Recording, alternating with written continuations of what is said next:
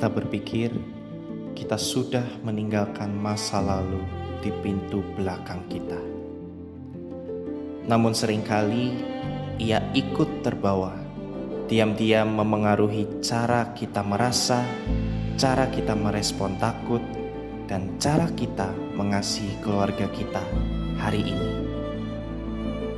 Memahami inner child bukan tentang kembali ke masa lalu, tapi tentang bagaimana kita mau menyembuhkan luka kita dan membangun masa depan hidup kita lebih baik lagi.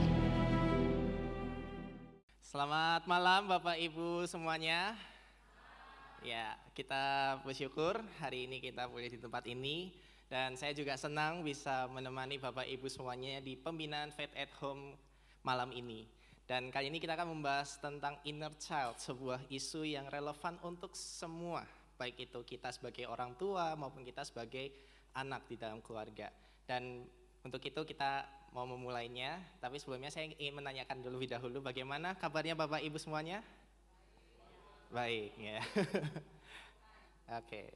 Selamat malam Bapak Ibu semua. Saya sangat terberkati melihat wajah-wajah Bapak Ibu yang tetap semangat hadir, meskipun saya percaya setelah seharian melalui banyak urusan dan pekerjaan, tapi Bapak Ibu masih semangat untuk menyempatkan waktu untuk melatih diri kita supaya lebih baik lagi. Yuk mari kita semuanya, kita bangkit berdiri, kita masuk dalam doa. Bapa yang bertata dalam kerajaan surga, kami mengucapkan syukur untuk sekali lagi kesempatan malam hari ini untuk pembinaan. Kami boleh semua hadir di tempat ini. Kami rindu Tuhan diubahkan untuk menjadi lebih baik lagi, untuk sempurna di hadapan-Mu sebagai individu maupun sebagai orang tua.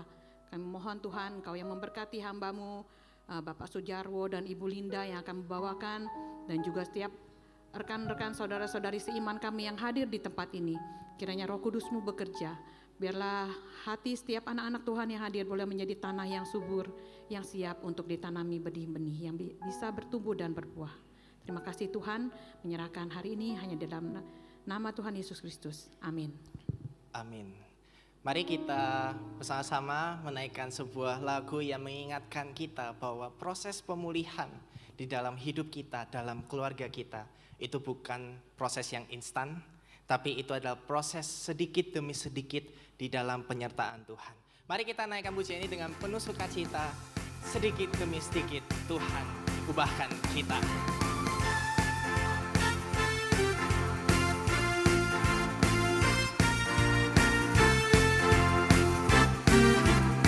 Bersama-sama kita nyanyikan.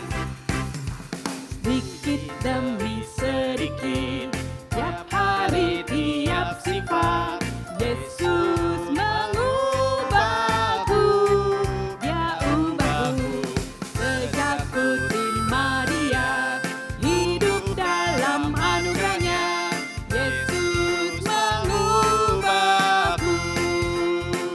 Dia ubahku, Dia ubahku, oh juru selamat. Ku tidak seperti yang dulu lagi, meskipun nampak lambat, tapi ku tahu ku pasti sempurna nanti. Sedikit demi sedikit, Sedikit demi sedikit, tiap hari tiap sifat, Yesus mengubahku. Dia ubahku. Sejak ku terima Dia, hidup dalam anugerahnya, Yesus mengubahku. Dia ubahku.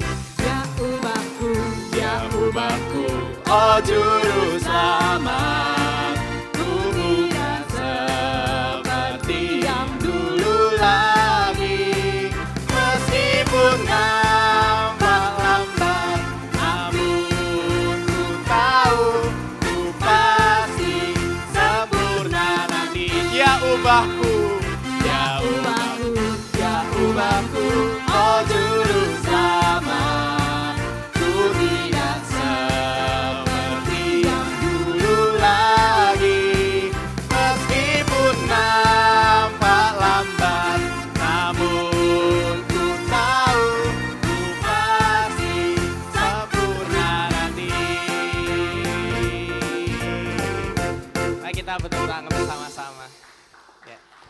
Bapak Ibu, pasti sempurna nanti.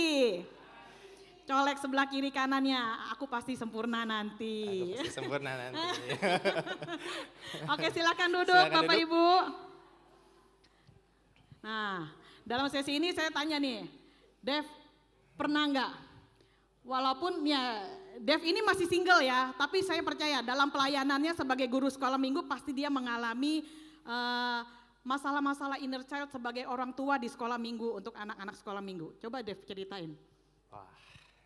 Ya, dulu pernah waktu pertama kali jadi guru sekolah minggu, itu nggak sengaja gimana ceritanya, ketemu salah satu anak yang memang waktu itu anaknya memang susah diem ya. Nah waktu itu sekali dia jatuh, nangis. Tapi nangisnya ini bukan nangis yang wajar, nangisnya itu agak berlebihan, lebay lah begitu. Nah waktu saya melihat begitu, saya marah spontan begitu. Jadi saya langsung marah-marahin gitu. Kamu nih jatuh gitu aja nangisnya lebay amat sih gitu. Nah mungkin itu sih pengalaman yang Terus abis itu menyesal nggak marahin anak orang? jujur iya. Nah, iya, mungkin kita pernah ya Bapak Ibu ya mengalami hal-hal seperti yang Dev sebagai orang tua, bukan hanya sebagai seorang minggu, sebagai orang tua apalagi ya, emosi yang meledak tiba-tiba, kemudian rasa takut yang tidak masuk akal kayak begitu juga, atau juga rasa kanak-kanak yang tiba-tiba muncul. Ya itu kita seringkali tidak terhubung dengan diri kita karena kita terjebak dalam beban emosi di masa lalu. Ya. Coba kalau saya wawancara lagi ya Dev, kalau biasanya stres itu kamu ngapain? Lagi marah-marah, lagi stres? Wah. Biasanya kalau lagi marah-marah itu inner child-nya mungkin keluar ya Pak Ibu ya. Iya, mungkin lebih apa yang biasa saya langsung lakukan ya. Jadi misalkan saya baru stres nih, terus saya baru marah-marah karena ada sesuatu masalah gitu. Biasanya pertama tuh Larinya ke makan. Makannya jadi banyak ya. Biasanya seporsi, kalau nambah ya nambah setengah porsi, ini bisa 2 sampai 3 porsi. Nah itu biasanya saya kalau bisa makan sebanyak itu berarti saya baru stres ya. Makanya gak heran ya. Gak heran, saya cuma gak heran doang loh. Gak ngelanjutin. Tapi gak cuma itu aja. Kadang saya juga kalau pas kesel sama orang tuh bisa ngedumel sendiri di kamar gitu. Jadi bahkan sampai kayak bisa merekayasa gitu, saya pengen marahin orang itu begitu. Nah selain itu kalau pas udah bener-bener capek, bener-bener kesel dan kayaknya males deh ketemu sama orang, ya udah pengennya rebahan di kamar seharian. Iya gitu. sama kalau masalah rebahan. Iya ya, malam ini kita semua ingin mengubah, punya kerinduan ingin mengubah sifat-sifat yang tidak membangun itu dalam diri kita. Apalagi kalau sampai mempengaruhi orang-orang di sekeliling kita atau mempengaruhi anak-anak kita.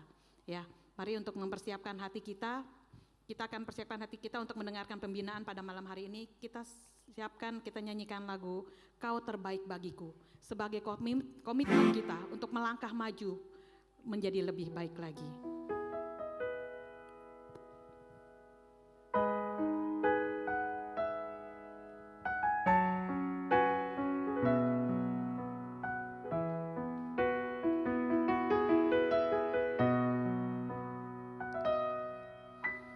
Ku melupakan yang di belakangku, ku serahkan diriku hanya padamu Yesus,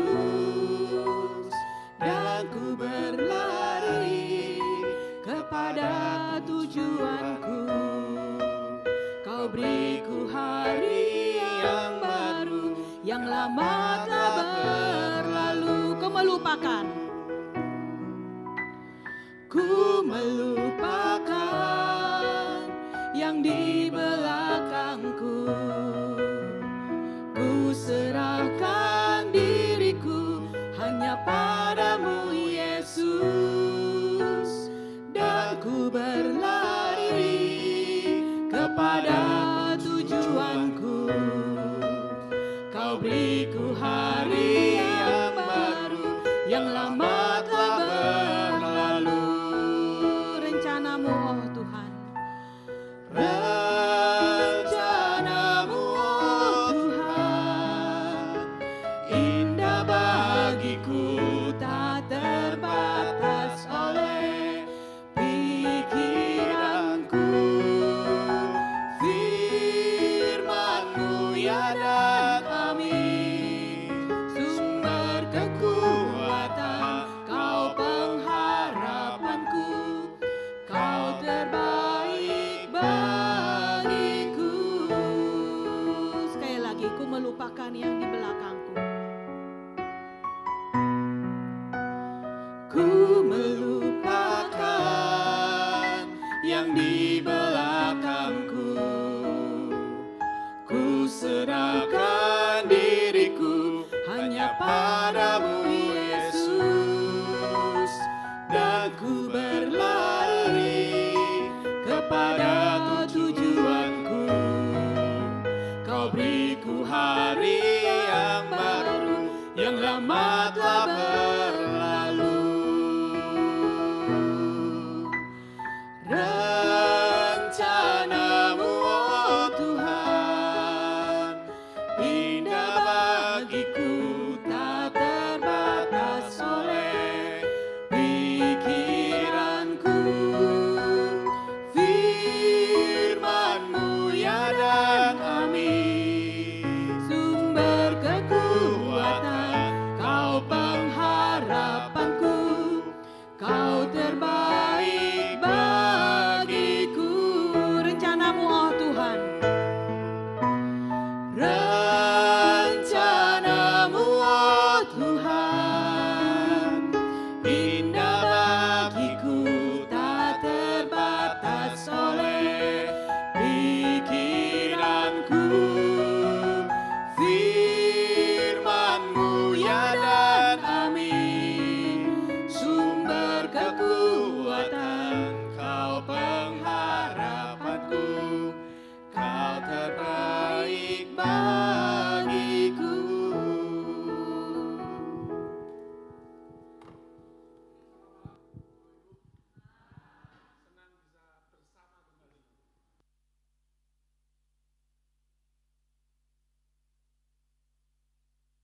Halo, nah itu dia.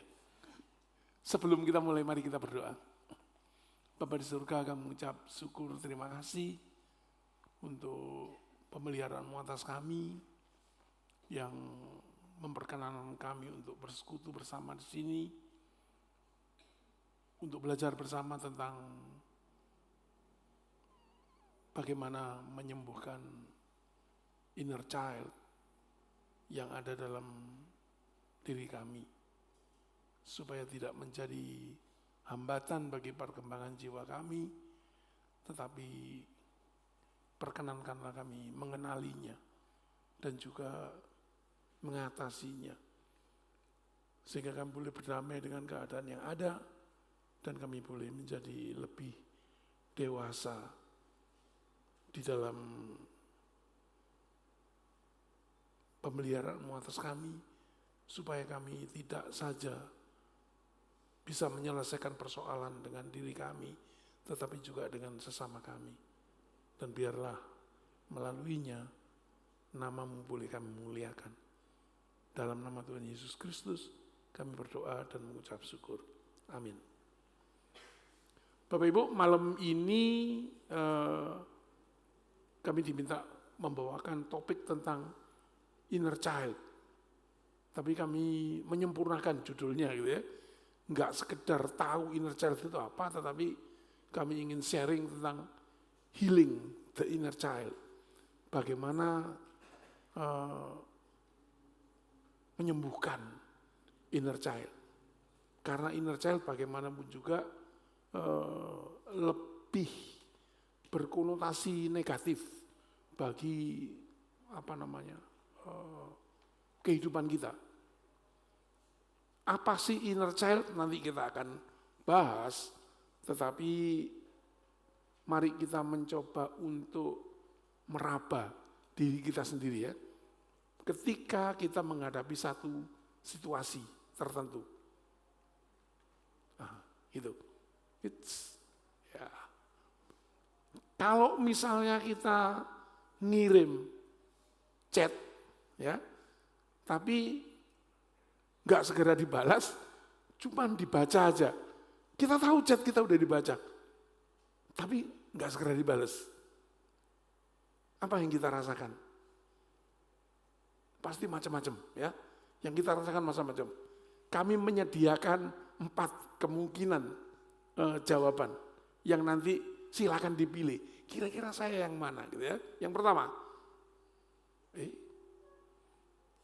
pertama ngirim chat nggak dibalas-balas, cuma dibaca aja. Reaksi kita apa? Ya udah, tunggu aja. Nanti kan dibalas juga. Apakah kita begitu? Atau yang kedua, kenapa ya? Kok nggak dibalas-balas ya? Chat lagi deh, siapa tahu dibalas. Chat lagi, nggak dibalas juga. Dibaca juga, tapi tetap aja nggak dibalas. Lalu yang ketiga kemungkinannya adalah ini, kok nggak dibalas sih? Ya udah, kalau bisa nggak usah chat lagi, biar dia tahu rasanya cuma di read doang. Apakah kita begitu? Atau yang keempat nih, aduh kenapa ya? Nggak tenang deh. Apa aku ada salah ya? Apa dia marah ya? Bingung kan? Yang mana? Bapak Ibu, pilihlah salah satu. Jangan ngomong. Pilihlah, ya. Ibu milih nomor 4, nomor 2, nomor 3. Saya ingin masuk ke ini, gerombolan ini. Buat yang memilih nomor 2 sampai 4, berarti buat yang memilih nomor 2, nomor 3, atau nomor 4, saya ingin mengajukan pertanyaan. Apakah Anda merasa resah ketika seseorang tidak merespon? Iya. Saya tidak tahu Ibu jawab nomor berapa ya, tetapi karena nomor 2 sampai 4, resah? Iya. Lalu, apakah kita mudah merasa tidak disayang? Jika kita merasa tidak sempurna, habis berbuat salah, ngomong nggak bener, atau apa gitu, sehingga chatnya nggak dibalas gitu. Nggak apa-apa. Apakah kita merasa tidak pantas dicintai atau disayangi jika tidak mampu menyenangkan orang lain? Kalau relate dengan jawabannya, harusnya iya. Enggak maksa ya, tapi begitu. Itu yang kita rasakan. Bagi kita memilih jawaban nomor 2 sampai 4. Nomor 2, nomor 3, atau nomor 4. Kenapa? Sebenarnya inner child kita sedang merasa resah. Menginginkan kepastian dan keamanan. Anak-anak itu kan begitu. Kalau minta segala sesuatu, pengen segera dijawab. Kalau jawabannya tidak, minta lagi. Sampai jawabannya iya, begitu kan? Orang dewasa seharusnya kan tidak. Orang dewasa mengerti kondisinya, bahwa tidak setiap permintaan saya jawabnya iya. Tidak setiap chat saya harus dijawab segera. Tetapi ini kan bukan soal dewasa, bukan soal anak-anak. Faktanya kita merasa begitu. Faktanya kita resah seperti itu. Nah itu yang ingin kita katakan. Jiwa anak-anak dalam diri kita itu yang sedang mengemuka. Inner child itu.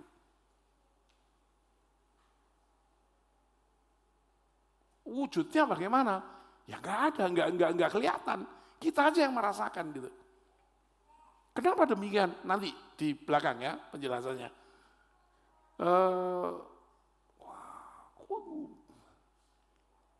Ini definisinya inner child. Saya itu udah nggak bisa ngelihat papan yang itu loh. Celaka. Beberapa ahli mencoba membuat definisi secara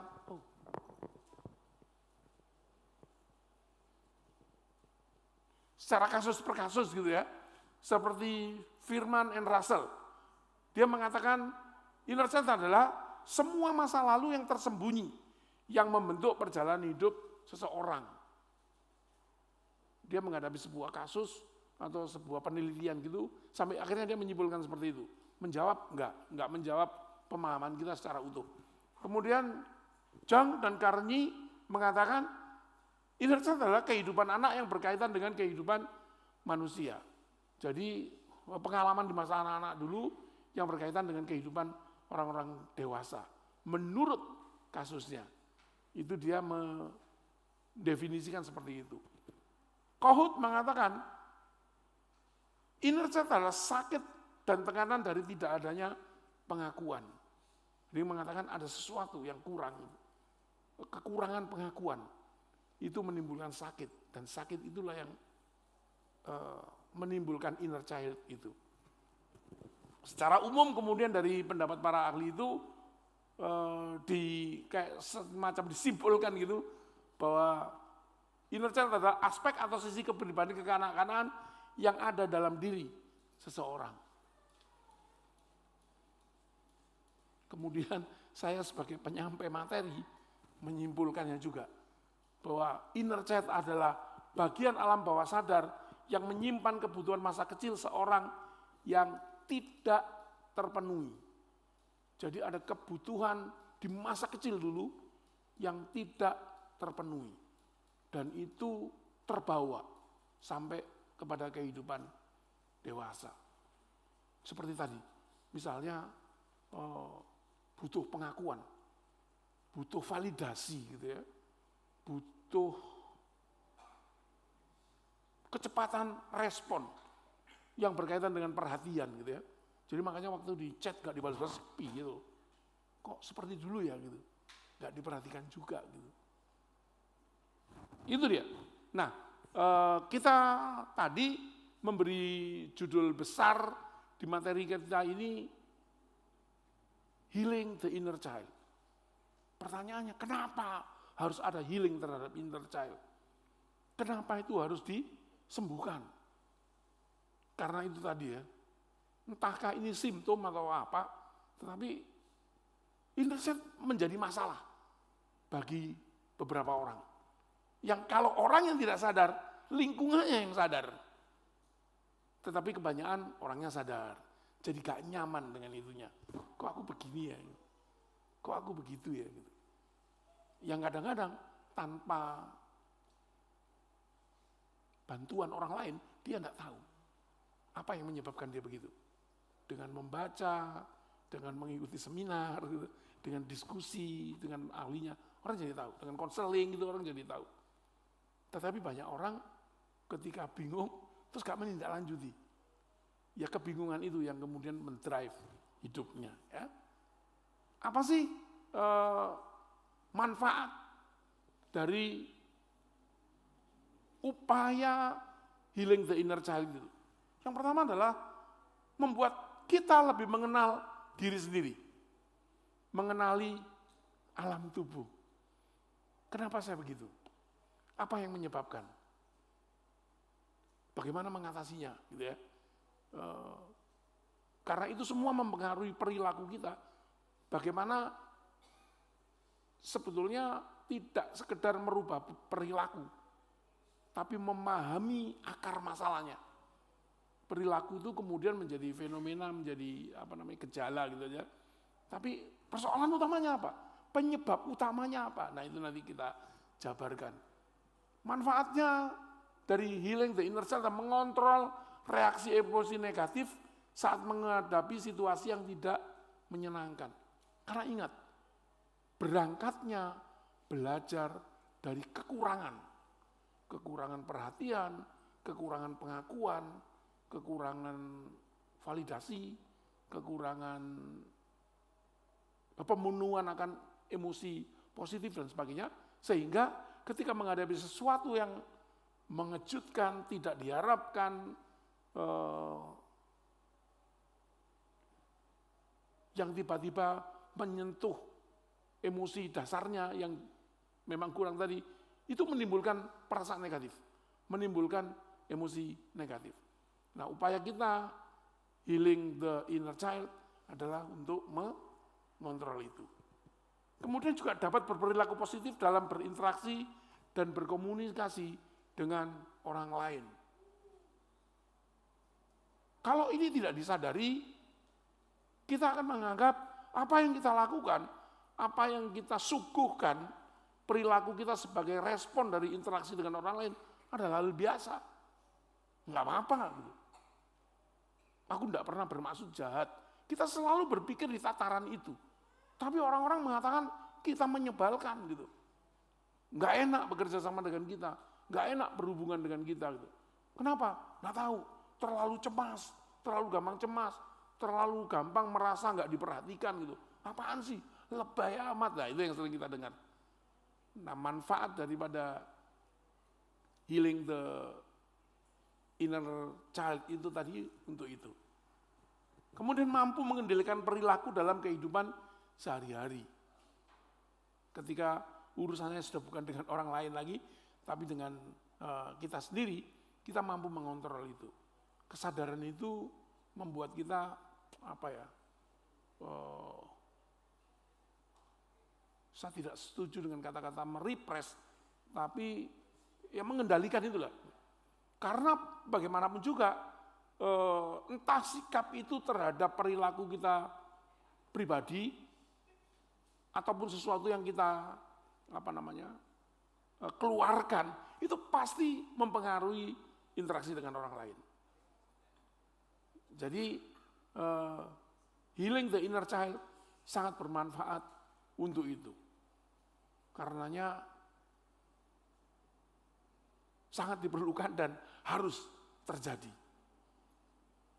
Masalah inner child tidak bisa dipandang sekedar hanya. Karena mungkin dia bisa hanya bagi kita, tidak hanya bagi orang lain. Bagaimana mekanisme terbentuknya inner child, terbangunnya inner child, terinstallnya inner child dalam diri kita gitu ya. Anak-anak yang terluka, emosinya, hatinya, perasaannya, manakala dia tidak mampu mengatasi itu sendiri, dan itu menimbulkan luka yang tidak hilang begitu saja, yang tidak bisa diatasi, itu menjadi trauma bagi dia. Dia akan sangat ketakutan punya pengalaman yang sama seperti itu. Ada banyak anak yang mengalami seperti itu. Lalu terhadap hal itu tidak dilakukan upaya apapun untuk menyelesaikannya. Setidaknya di level batin gitu ya. Dan trauma itu bisa terbawa sampai dewasa. Itu sumber utama inner child. Ketika anak-anak terluka, ketika anak-anak mengalami trauma, ketika dia tidak tahu apa yang harus dilakukan dengan itu, yang paling sering dilakukan adalah menarik diri. Nggak mau bergaul. Memutus interaksi, komunikasi. Bahkan dengan orang tuanya. Pertanyaan kok bahkan dengan orang tuanya? Yang menumbuhkan luka batin paling besar bagi anak-anak, terutama di Indonesia, itu adalah orang tua. Makanya interaksi yang paling gampang putus di antara anak-anak yang mengalami luka batin adalah orang tua. Sebetulnya luka batin anak-anak yang pada waktu dia dewasa, kemudian muncul inner child-nya itu, kebanyakan diberikan oleh caregiver-nya. Orang yang harusnya memberikan dia perhatian, orang yang seharusnya memberikan dia kasih sayang, orang yang seharusnya mengasihi dia, orang yang seharusnya mendorong dia untuk menjadi pribadi yang lebih gitu ya. Tetapi justru karena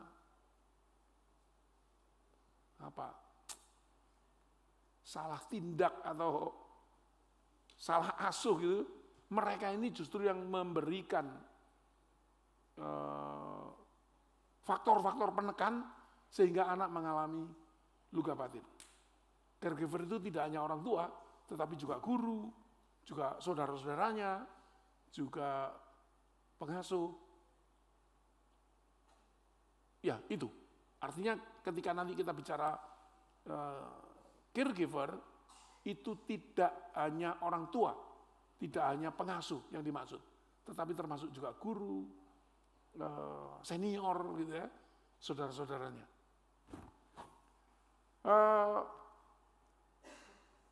Luka yang dialami oleh anak-anak itu tidak bisa sembuh otomatis. Harus ada upaya untuk itu bisa diselesaikan. Kalau tidak ada upaya itu, luka itu tetap ada. Dan anak-anak biasanya tidak mampu melakukannya sendiri. Tapi ketika dia remaja, kalau dia mengalami itu pada masa remaja, dia sering mencoba melakukannya sendiri. Menghilangkan luka batin itu. Dengan apa? Dengan mencari penerimaan sendiri. Di mana? Di luar rumah. Dan sayangnya sering kali dapat tempat maupun person yang salah untuk menjadi tempat penyelesaian masalah itu. Karena ternyata Pemeo yang mengatakan bahwa burung sewarna terbang bersama itu benar adanya. Kenapa banyak remaja keluar dari rumah lalu nakal bareng di jalan gitu ya. Pulang itu membawa warna yang berbeda, membawa nilai yang berbeda. Dan para remaja yang jadi pelaku kenakalan remaja ini lebih percaya kepada omongan kelompoknya daripada omongan orang tuanya. Lalu orang tua baru bingung, kenapa begitu ya? Padahal para orang tua tahu, kalau anak-anak mendapat penanaman nilai yang kuat di rumah, pengaruh teman di jalan itu akan sangat kecil. Tekanan dari nilai-nilai yang berbeda itu akan sangat kecil. Sebaliknya, kalau anak-anak tidak mendapat penanaman nilai yang baik di rumah, atau lemah, atau bahkan tidak ada, maka pengaruh di luar, penanaman nilai di luar lebih kuat. Kenapa demikian? Itu pertanyaan lanjutannya ya. Nah, kebetulan saya dulu punya pergaulan seperti itu, sehingga bisa mengamati, meskipun nggak harus turut terjun ke sana gitu ya. Yang kumpul-kumpul ini adalah anak yang kecewa dari rumah A, anak yang kecewa dari rumah B, anak yang kecewa. Intinya, kumpulan anak-anak kecewa. Kecewa sama orang tua, kecewa karena apa gitu ya. Yang dinamakan burung sewarna terbang bersama tadi adalah itu. Ketika di sana, mereka saling memperhatikan. Kalau di rumah tidak pernah dipuji, temannya saling memuji. Lalu mereka menganggap, oh ini sebetulnya. Mereka saling menjadi caregiver gitu, bagi masing-masingnya gitu. Lalu karena mendapatkan apa yang tidak didapatkan di rumah, mereka jadi bersimpati. Mereka jadi menganggap bahwa ini yang benar. Harusnya nilai itu seperti ini. Lalu loyalitas itu terbentuk. Tetapi ingat, nilai apa yang dibawa oleh orang-orang yang kecewa gitu. Tuntutan, ketidakterimaan, dan sebagainya. Lebih banyak itu. Dan itu yang kemudian menjadi nilai yang diserap bersama. Jadi mereka nakal itu sebenarnya bukan dari awal memaksudkan diri untuk nakal, enggak. Tetapi nilainya menuntut dia untuk, ayo tampil lebih berani. Karena selama ini kita lemah, kita ditekan terus. Tampil lebih kasar, lebih menakutkan. Itu perwujudannya. Burung sewarna terbang bersama itu. Tapi yang paling penting sebelumnya adalah nilai anak-anak tadi. Apakah anak cukup mendapat tanaman nilai yang baik di rumah? Kalau tidak, itu yang akan dialami. Nah, luka itu tetap terbuka. Anak di jalan pun nggak bisa menyelesaikan luka-lukanya sendiri. Yang ingin dikatakan di sini adalah, Bapak Ibu, bahwa sebenarnya luka emosional itu sama bermasalahnya dengan luka fisik. Kita persoalan kan, kalau pipinya kecodet gitu, bekasnya nggak hilang gitu kan, itu sedih lah kita gitu. Tangan kita patah gitu, nggak balik lagi gitu kan. Nah, luka emosional itu tidak lebih enteng menyangganya daripada luka-luka fisik tadi. Kalau boleh dikatakan, luka emosional jauh lebih berpersoalan daripada luka-luka fisik. Nah, awalnya demikian. Lalu kemudian apa? Ketika situasi serupa, situasi yang membawa trauma tadi muncul di masa depan, di masa dia dewasa, karena pola penyelesaiannya adalah menarik diri, tidak ada upaya, tidak ada latihan, tidak ada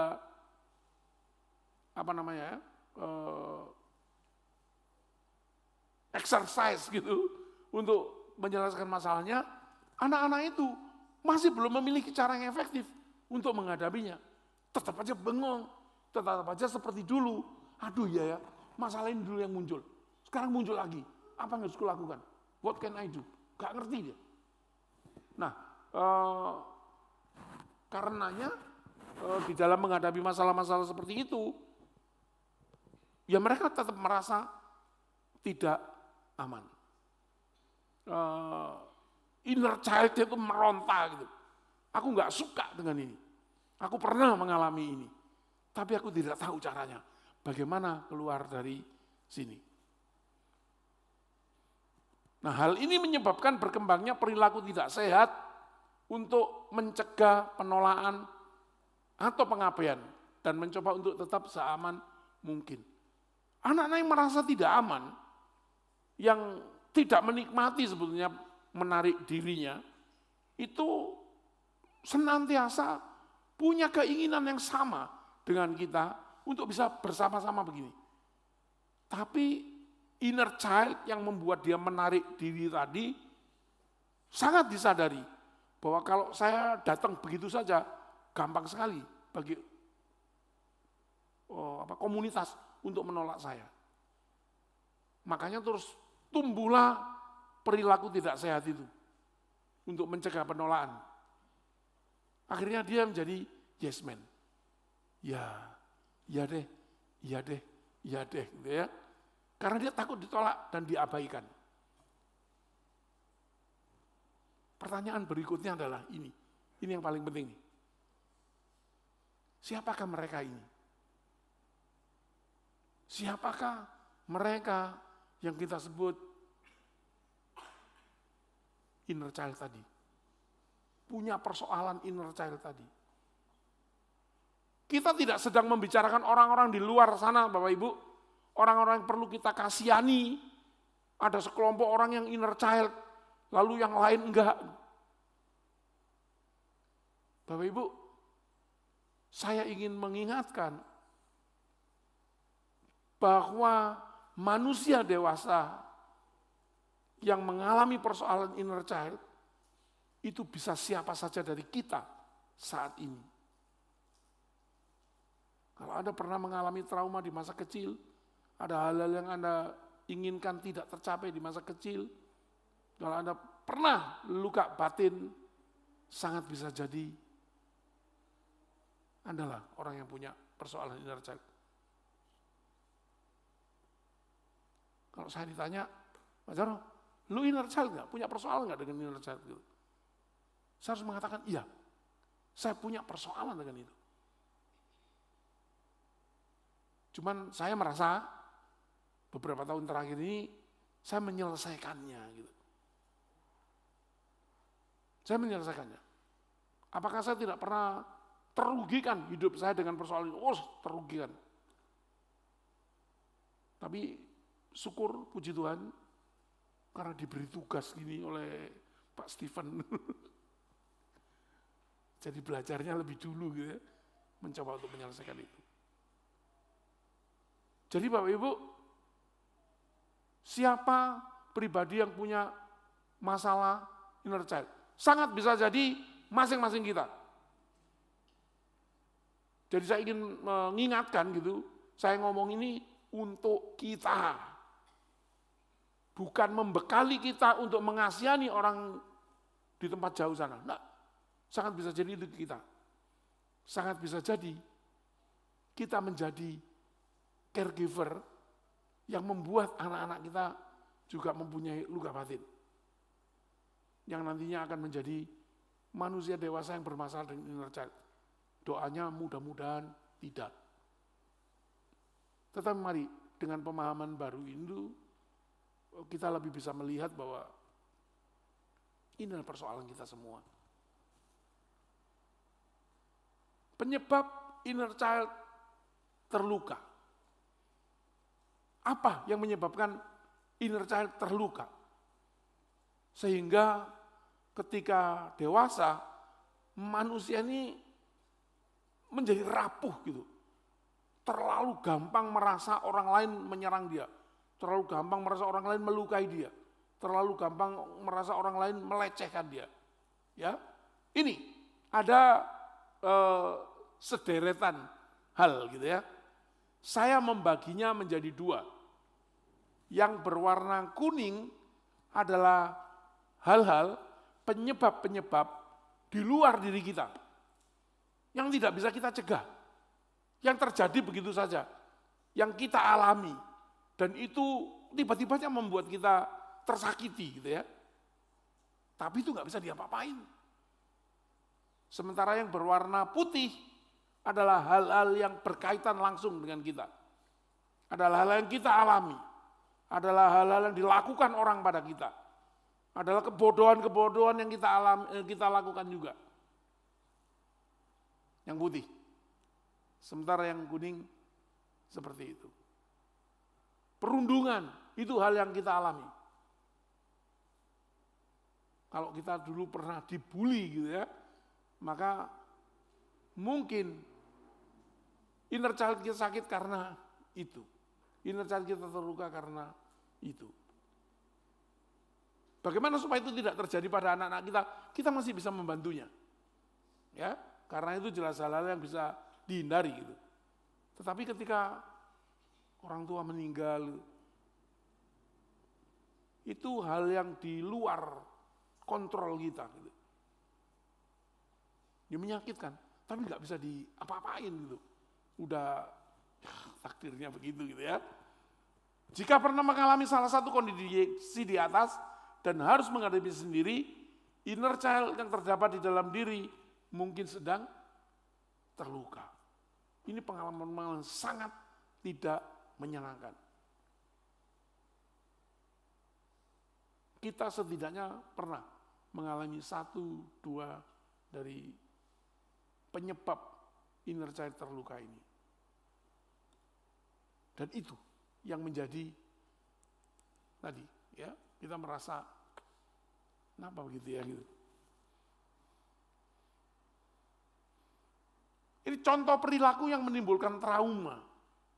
Sehingga kita menjadi orang yang teralienasi. Teralienasi itu terpinggirkan dan menjadi orang, menjadi makhluk asing gitu. Alien. Ya. Perilaku apa yang digunakan oleh pengasuh Anda dan bagaimana Anda menggunakannya sekarang? Itu hal yang sangat berhubungan. Apa yang kita terima dari caregiver kita, kalau kita tidak mampu mengontrol, kita lost begitu aja, kita melakukan juga kepada orang-orang yang kita asuh, kepada anak-anak kita. Penarikan diri atau pengabaian secara fisik atau emosional. Seringkali tanpa sadar kita memperlakukan orang seperti itu. Memperlakukan anak-anak kita seperti itu. Karena kita tidak suka sifatnya, kita tidak suka sikapnya, lalu kita mengambil jarak dengan dia. Kita adalah orang terdekatnya ya. Kalau orang terdekat saja tidak mau sama aku, anak itu berpikir, apalagi orang lain. Berarti aku ini memang tidak patut disayang, tidak patut diperhatikan. Aku memang tidak berguna, begitu-begitu. Itu menyebabkan inner child yang terluka. Kemudian juga mempermalukan, atau mengkritik. Secara tidak sengaja, kita sering ngomong tentang kekurangan anak kita, mungkin sambil guyon kepada orang lain, di depan orang lain, dan anak tahu. Kita pikir, masih kecil aja kok. Diomongi bahwa dia pernah ngompol ya nggak masalah. Bapak Ibu, enggak loh. Anak-anak sekecil apapun mendengarkan. Anak-anak sekecil apapun punya rasa malu. Enggak suka kalau kekurangannya diketahui orang lain gitu. Ngompol adalah masalah pribadi. Betul-betul sangat pribadi. Sederhana kan kita anak ngompol ya biasa lah gitu. Ngomong anak. Tapi ketika kita melakukan itu menimbulkan luka dalam batin anak kita. Inner child yang terluka. Muncul. Kemudian menyalahkan. Membuat anak merasa bersalah gitu. Kita sebetulnya bisa makan lebih mewah seminggu ini. Kalau nggak harus beli tasmu gitu. Ya nggak usah ngomong gitu. Itu kan indikasi sudah terlanjur beli tas karena anaknya butuh gitu ya. Sekali waktu makan cuman sama tempe aja mam gitu. Terus ngomong begitu. Kita harusnya bisa makan lebih mewah ini seminggu ini. Kalau tidak harus beli tasmu. Itu menimbulkan beban loh. Menimbulkan rasa bersalah yang panjang. Apalagi kalau kita tidak peduli, menganggap bahwa biasa aja gitu. Tetapi anak-anak kita merasakannya. Mengolok-olok, menertawakan, meremehkan, memanipulasi, mengkhianati, menggurui, tidak melakukan validasi, cinta bersyarat. Itu juga menjadi penyebab inner child yang terluka. Apa cinta bersyarat? Kalau kamu pinter, kamu anaknya bapak. Kalau enggak,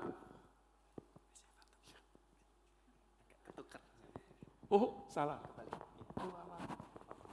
Sebentar saya copot ini.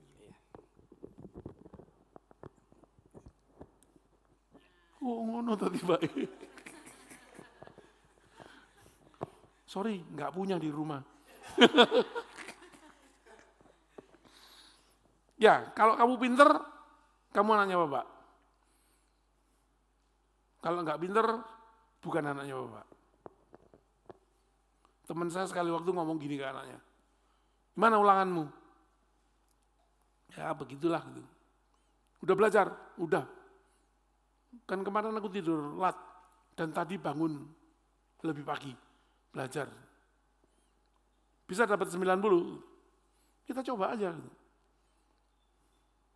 Oke. Berangkatlah. Kalau kamu tidak dapat 90, jangan panggil aku bapak, katanya gitu. Anaknya kok bapaknya begitu amat gitu. Akhirnya pergilah dia sekolah ujian. Pulang itu mukanya agak kecut gitu. Bapaknya duduk di ruang tamu. Udah selesai? Udah. Gimana hasilnya? Jelek bro, katanya gitu. Dapat 50 dia. Nggak boleh panggil bapak tuh. Jelek bro.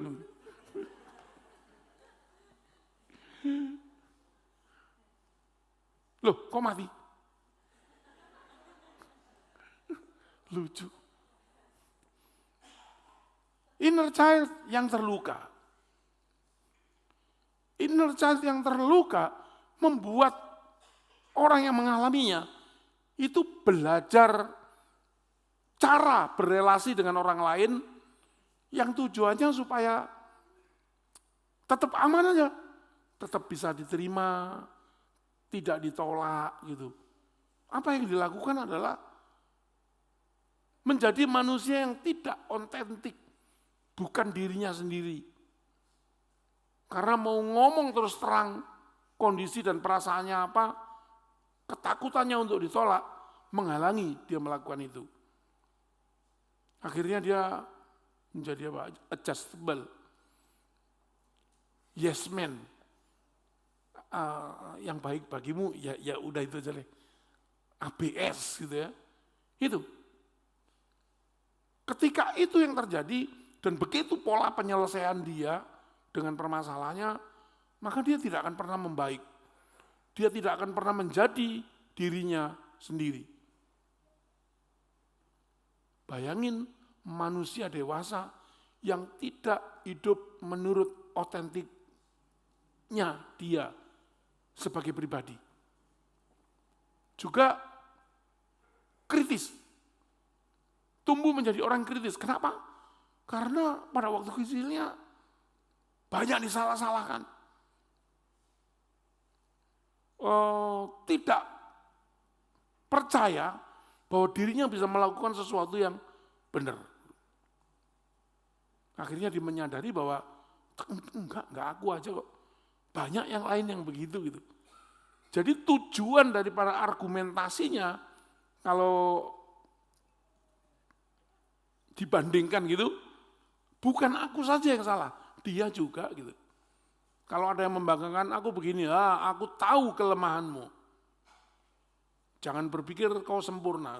Loh, tujuannya itu. Kalau kita berargumen kan tujuan kita memperkuat gitu ya, memperoleh pengakuan gitu ya, atau membandingkan. Enggak loh, punyamu salah, punyaku benar. Ini begitu. Orang ini tidak, orang kritis ini. Dia cuma ingin menunjukkan bahwa aku tidak lebih salah dari dia. Itu kekacauan kepribadian itu. Kemudian juga menjadi perfeksionis. Karena keyakinannya dia bahwa kondisi dia tidak bisa diterima jika tampil apa adanya, maka dia menjadi perfeksionis. Cara menjadi perfeksionis adalah itu tadi, overly conforming, terlalu menyesuaikan diri, terlalu penurut, terlalu apa istilahnya ya? Intinya dia tidak mau mengecewakan orang yang berhubungan dia. Tidak mau orang berpikir bahwa dia keras kepala, tidak mau berpikir gitu. Jadi iya, itu baik, ya baik menurutmu, baik juga menurut saya gitu. Cara berikutnya adalah menyangkal atau menyembunyikan perasaan untuk bersikap pasif agresif. Kalau orang mengatakan, waduh sorry ya, aku salah, mungkin aku menyakitimu. Dia sakit hati sebetulnya. Tapi dia, oh enggak apa-apa, biasa itu, kita kan teman gitu. Tapi begitu orang itu pergi, mengumpat dia. Bodoh lu, sudah tahu gitu masih pura-pura minta maaf lagi. Siapa yang nggak sakit hati? Loh, kalau begitu siapa yang rugi? Dia ngamuk nggak ada yang dengar, perasaannya negatif, emosinya negatif. Orang yang harusnya menerima itu nggak ada. Makanya orang yang mendendam itu ibarat orang yang minum racun, tapi berharap orang lain yang mati. Bisa nggak? Saya minum racun, mudah-mudahan lu mati lu. Mana bisa? Jadi jangan mendendam, jangan mengumpat, jangan mengutuk. Karena kalau itu kita lakukan, kita adalah ibarat orang yang minum racun, tapi berharap orang lain yang mati. Pola perilaku caregiver yang lebih ekstrim. Anak-anak seringkali dihadapkan pada keluarga yang disfungsional. Ibunya bekerja mati-matian banting tulang, bapaknya nganggur. Nganggur bukan karena PHK, bukan, tapi memang betul-betul gak mau kerja.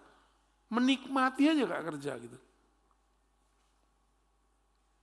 Sehingga karena ibunya yang pontang-panting sana mari, tanggung jawab untuk mengasuh adik jatuh ke dia. Tanggung jawab untuk masak jatuh ke dia. Bapaknya ngapain? Macam-macam yang dilakukan bapaknya. Mancing aja ada, tidur aja ada gitu ya. Tapi perilaku caregiver yang berlebihan itu tadi menimbulkan inner child yang terluka bagi anak-anak itu.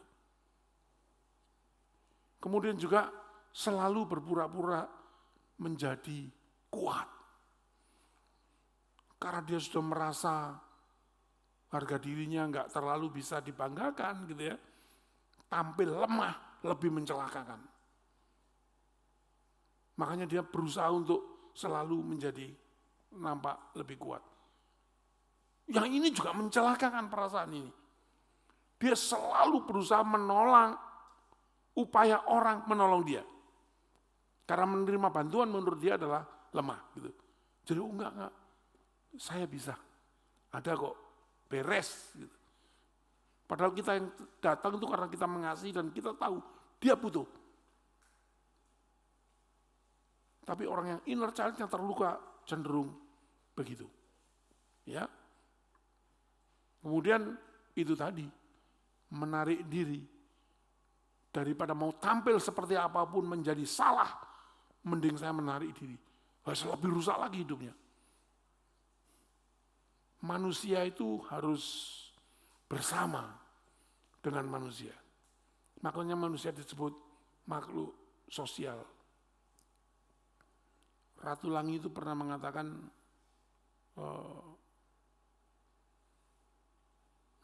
apa dia ya?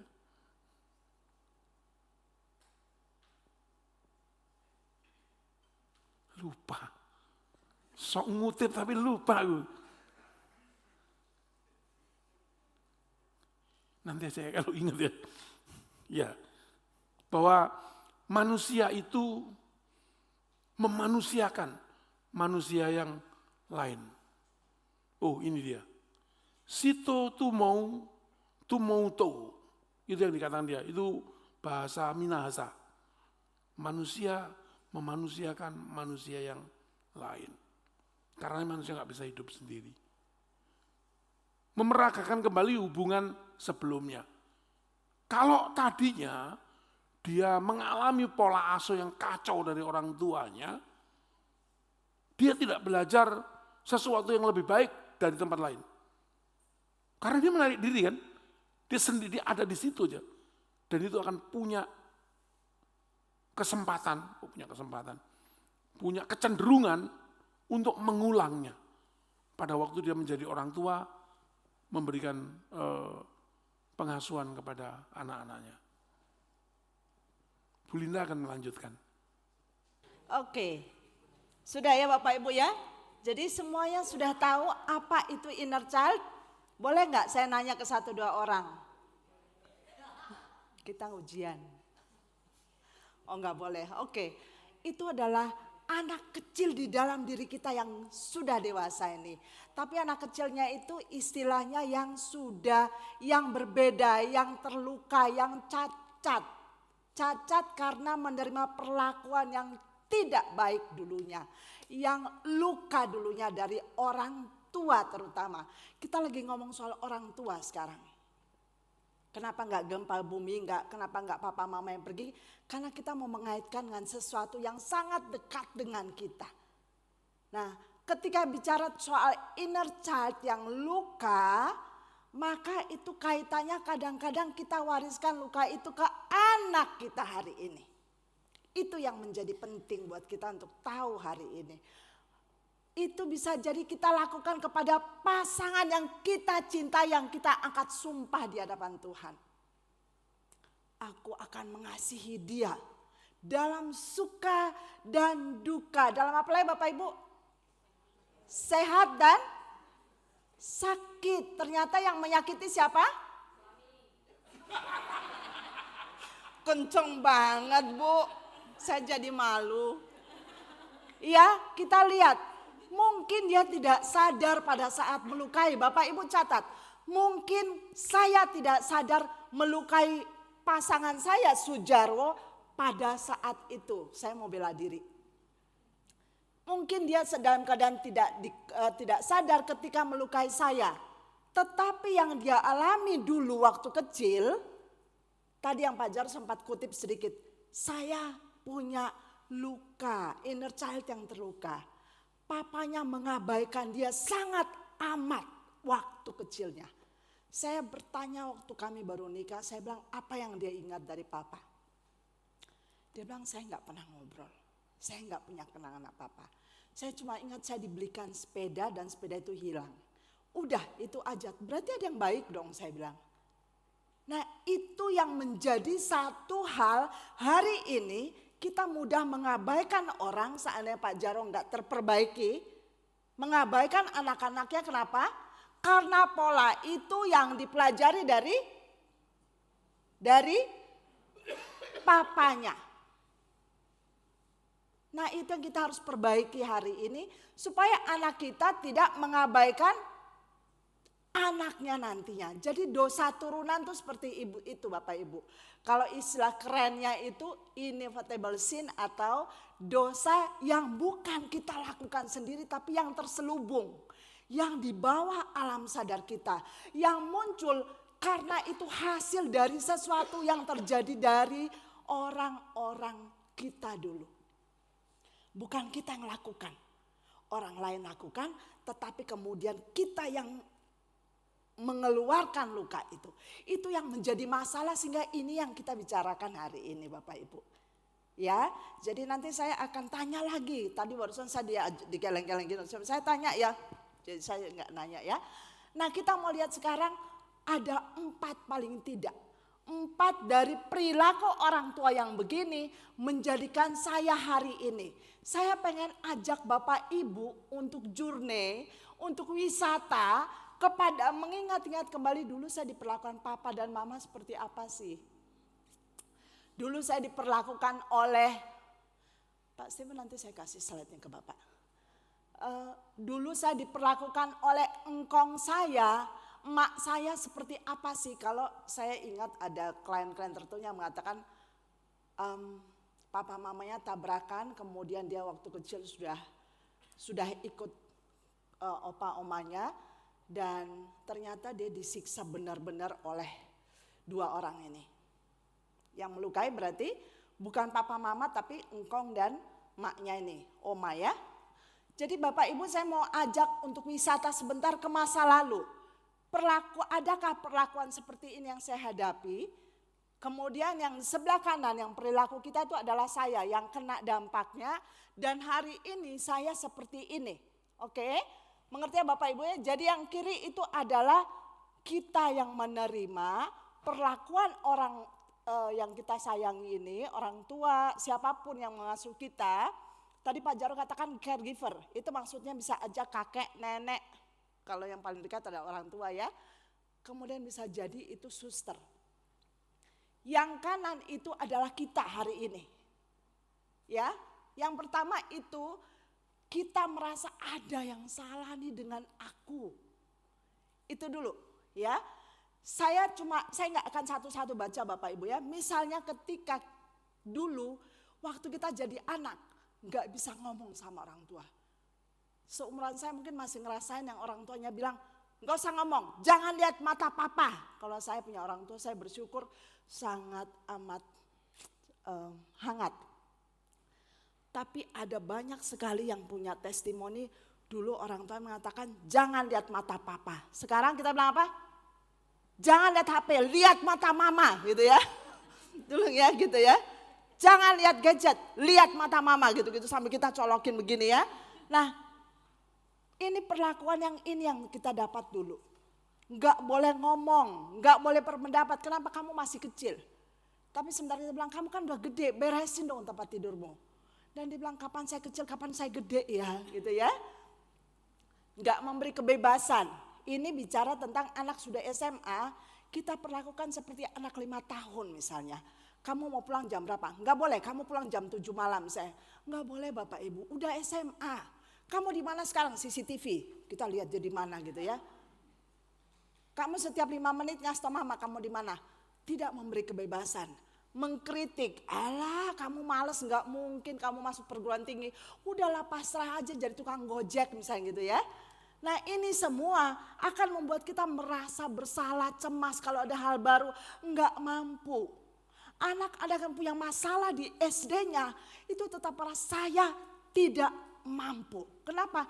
Pada waktu masa SD itulah pembentukan kompetensi dia. Aku bisa. Jadi Bapak Ibu, kalau masih punya anak yang SD, jangan dimaki-maki, jangan bilang kamu malas, otakmu nggak ada isinya. dia akan bermasalah nanti di tempat kerjaan. Aku nggak bisa, dia akan bermasalah dalam rumah tangganya. Ingat dulu mamanya bilang kamu nggak akan bisa, kamu gagal. Ayahnya bilang alah kamu itu. Ya, Bapak Ibu, ini yang pertama, ada yang salah dengan aku. Kita lihat slide yang kedua. Masalah yang ada dalam relasi. Nggak bisa berelasi dengan siapapun. Kenapa? Karena orang tuanya bilang, mama pergi loh. Pas ke pasar, mamanya tinggalin. Kenapa? Karena anaknya minta jajan. Minta dorong-dorongan atau apa gitu ya. Mama tinggalin ya, anaknya menangis, ditinggal, sembunyi gitu. Kemudian syarat dan ketentuan berlaku kalau kita mencintai. Jadi kita bilang sama anak, kalau kamu nilainya 9 baru mama sayang kamu. Ada yang begitu di kita malam ini, saya pernah menemui itu. Ketika anak saya masih SD, dia bilang mama aku kasihan sama Vincent. Karena mamanya bilang kalau dia nggak nilainya 9, dia nggak boleh pulang ke rumah. Boleh nggak aku bawa dia pulang ke sini? Bapak Ibu, jangan pernah kita bikin bintang dengan kasih sayang kita. Itu menjadi satu catatan penting ketika Allah mengirim Kristus ke dalam dunia, itu sama sekali tidak ada syarat dan ketentuan berlaku. Bahkan di kayu salib itu ditunjukkan kepada orang yang sangat hina, kasihnya itu sama dengan kita. Jadi boro-boro itu ya, anak kita itu lebih daripada penjahat itu. Maka jangan pernah kita mencintai kalau dia ada apanya. Kalau dia pinter nari, kalau dia pinter nyanyi, kalau dia pinter matematika, kalau dia pinter IPA, kalau dia juara kelas. Kalau bicara soal kehangatan, kita bisa nggak muji dia? Kita bisa nggak peluk dia? Akibatnya Bapak Ibu, kalau kita nggak bisa melakukan atau kita sering melakukan yang kiri, maka kita itu jadi orang yang senengnya nyenengin orang lain. Itu artinya people pleaser. Jadi kalau orang itu walaupun kita di sini, aduh kok gitu sih ya. Tapi kita, iya, nggak apa-apa. Kamu antar aku ke Cibubur ya dari sini ya. Bapak bilang, iya nggak apa-apa. Kita antarin ke Cibubur, kita balik lagi ke sini. Misalnya ya. Sulit terbuka. Jadi kita tuh banyak sekali hal-hal yang kita nggak bisa ceritain. Saya tahu bahwa tidak boleh kita mengungkap segala sesuatu dalam yang rahasia. Tapi maksud saya untuk hal-hal yang sepele pun kita nggak bisa percaya orang. Di dalam organisasi, di dalam pelayanan kita ngerasa batas itu, dinding itu begitu tajam. Kenapa? Karena ini orang tua merasa bahwa kita itu pasti salah. Kita pasti nggak benar, kita pasti nggak layak dicintai, semacam itu. Yang ketiga, susah untuk mengungkapkan secara emosi. Banyak istilah sekarang yang flat emosi. Flat emosi itu emosinya datar. Jadi kalau ibarat dinding ini, orang itu diibaratkan dinding yang kayak gini Bapak Ibu. Bapak Ibu lihat ya, dinding ini kan nggak ada ujung, nggak ada ini ya. Kayak kita kan ada tekstur hidung kita kan mancung ya. Ada nggak hidungnya yang persis seperti begini? Menyatu dari atas sampai bawah? Enggak ya, bibir juga enggak ya. Nah, kalau dibilang sulit mengungkapkan kenapa? Kalau anak kita nangis kita bilang apa? Enggak boleh nangis, anak Tuhan dosa lo nangis, masukin neraka nanti. Ada ya orang tua begitu. Padahal nangis itu perlu, tapi nangis itu juga harus yang perlu-perlu saja. Jangan segala sesuatu ditangis itu 1 jam nangis terus, ya nggak bisa begitu juga. Kita ngajarin anak bagaimana cara mengungkapkan dengan jelas. Waktu anak-anak SD saya tuh siapkan tempel-tempelan di kulkas, saya sebutnya tempel-tempelan. Pulang sekolah saya siapkan spidol. Pulang sekolah saya suruh mereka tulis hari itu mereka rasanya apa. Apa perasaan mereka, sedih, seneng, galau, nggak suka, benci, apapun. Nanti pada waktu mau tidur siang, itu sampai kelas 3 SD, baru saya tanya, tadi tulis benci kenapa? Boleh nggak ceritain? Nah, kenapa saya lakukan itu? Supaya emosinya itu dia bisa tahu. Aku lagi marah, aku lagi gak suka, aku lagi kesel, aku lagi gak mau ngomong, aku lagi bete. Contoh, jadi itu penting Bapak Ibu. Namanya itu validasi, naming feeling, menamakan emosi pada perasaan kita sendiri. Kalau orang tua melakukan yang kiri negatif, maka si anak itu akhirnya nggak punya emosi apa-apa. Dan segala sesuatu itu bisa sembarangan aja diumbar. yang tidak harus marahnya dalam derajat 10 misalnya ya.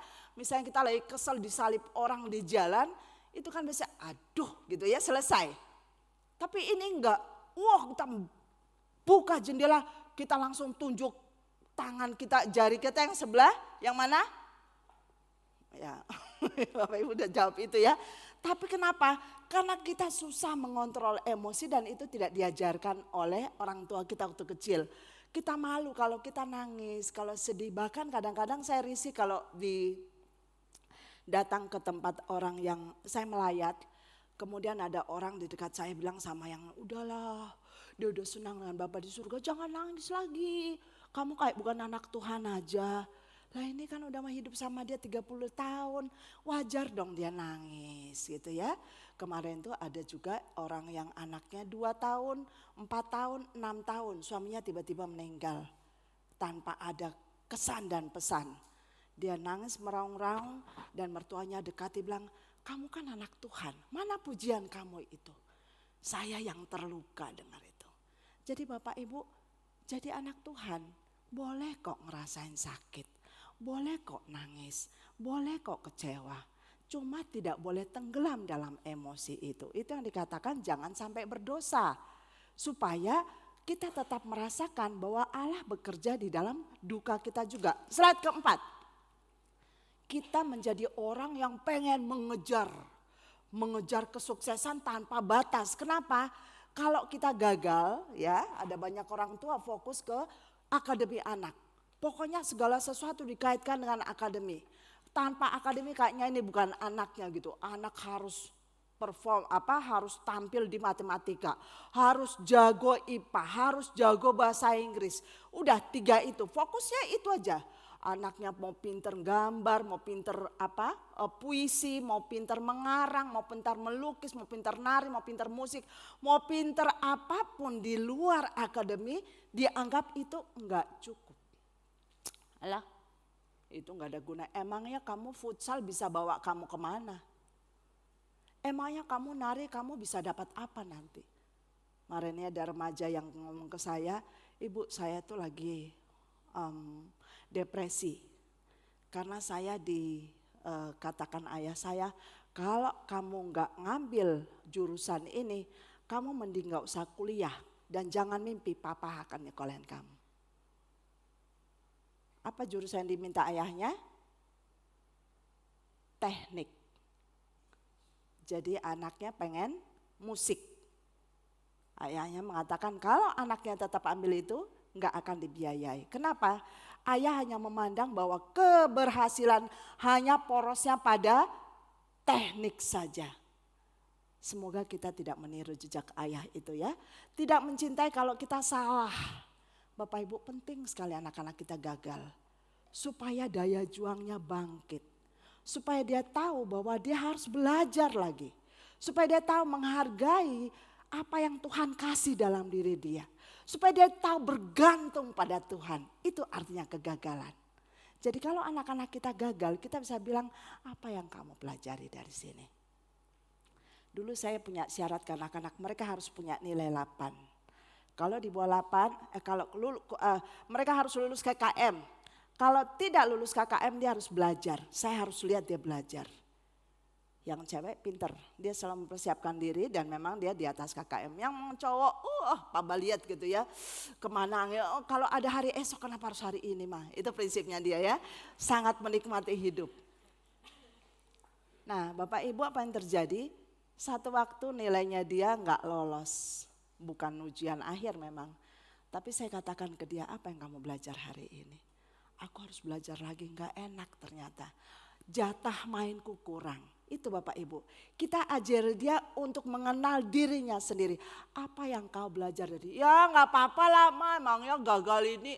Itu gak begitu juga. Tapi kita harus tuntun dia menuju pada pemahaman tentang dirinya sendiri. Ya Bapak Ibu. Ini 4 tadi.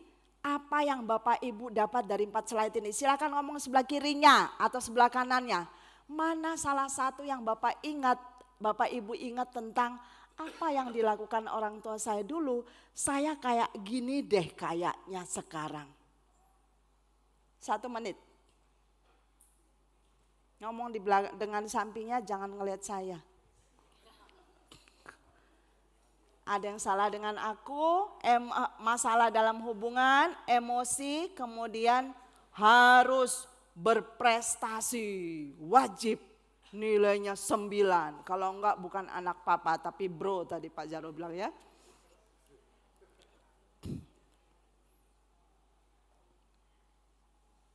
Sepertinya tidak ada yang berbicara kiri kanan. Baik, kita lanjut. Nah 4 ini menolong tadi yang Pak Jaro, slide satunya Pak Jaro itu supaya kita punya mengait ya. Nah kita lihat dampaknya sekarang apa? Apa sih pengaruhnya pada aku hari ini? Mereka yang punya inner child yang terluka enggak merasa punya harga diri. Kalau di sini dikatakan harga dirinya rendah, enggak pede, tetapi lebih kepada dia enggak mampu, punya self esteem istilahnya. Jadi dia selalu merasa kurang dirinya. Orang lain lebih hebat, aku nggak punya apa-apa, aku nggak bisa, aku nggak mampu. Itu terus yang dalam pikiran dia, walaupun dia udah jadi seorang ayah, seorang ibu, seorang pelayan Tuhan, tetap aja itu menggerogoti dia setiap hari. Yang berikutnya susah untuk mengelola emosi. Nggak tahu tadi emosinya ini jenis apa. Yang kedua kemudian nggak bisa mengelola. Kalau lagi pengen nangis, nangis terus. Kalau pengen marah, pengen meluapkan. Siapapun itu, dimanapun itu pokoknya puas banget. Kalau udah ngamuk itu rasanya senang banget. Rasanya puas. Kemudian terpolarisasi itu. Iya dan tidak, nggak ada kemungkinan di tengah-tengah dia. Contohnya, kami tadi kesini kami ngambil jalan yang salah. Kalau inner child saya terluka, Pak Jaro terluka saat ini, kami bisa mengatakan udah gagal deh ke GKBJ, pulang aja. Contohnya itu deh, simpelnya. Jadi kita nggak punya pilihan lain, nggak bisa melihat pilihan lain di samping hal-hal yang buruk tadi. Kalau remaja bilang itu OVT, overthinking gitu ya. Jadi di sini menggerogoti terus ini pasti jelekin, ini pasti nanti begini, begitu dia ketemu sesuatu yang berbeda dia kaget sendiri loh, kok bisa sih? Kan tadinya nggak begini harusnya, gitu ya. Jadi kita malah mencurigai sesuatu yang positif gitu. Motivasi rendah, jadi terus menerus dalam diri kita gue gagal, aku pasti nggak bisa.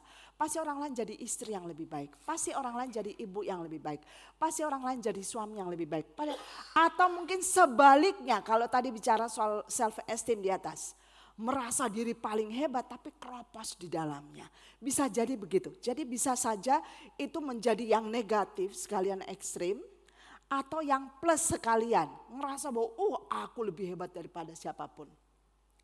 Kecemasan kalau ditinggal, kalau diabaikan tadi.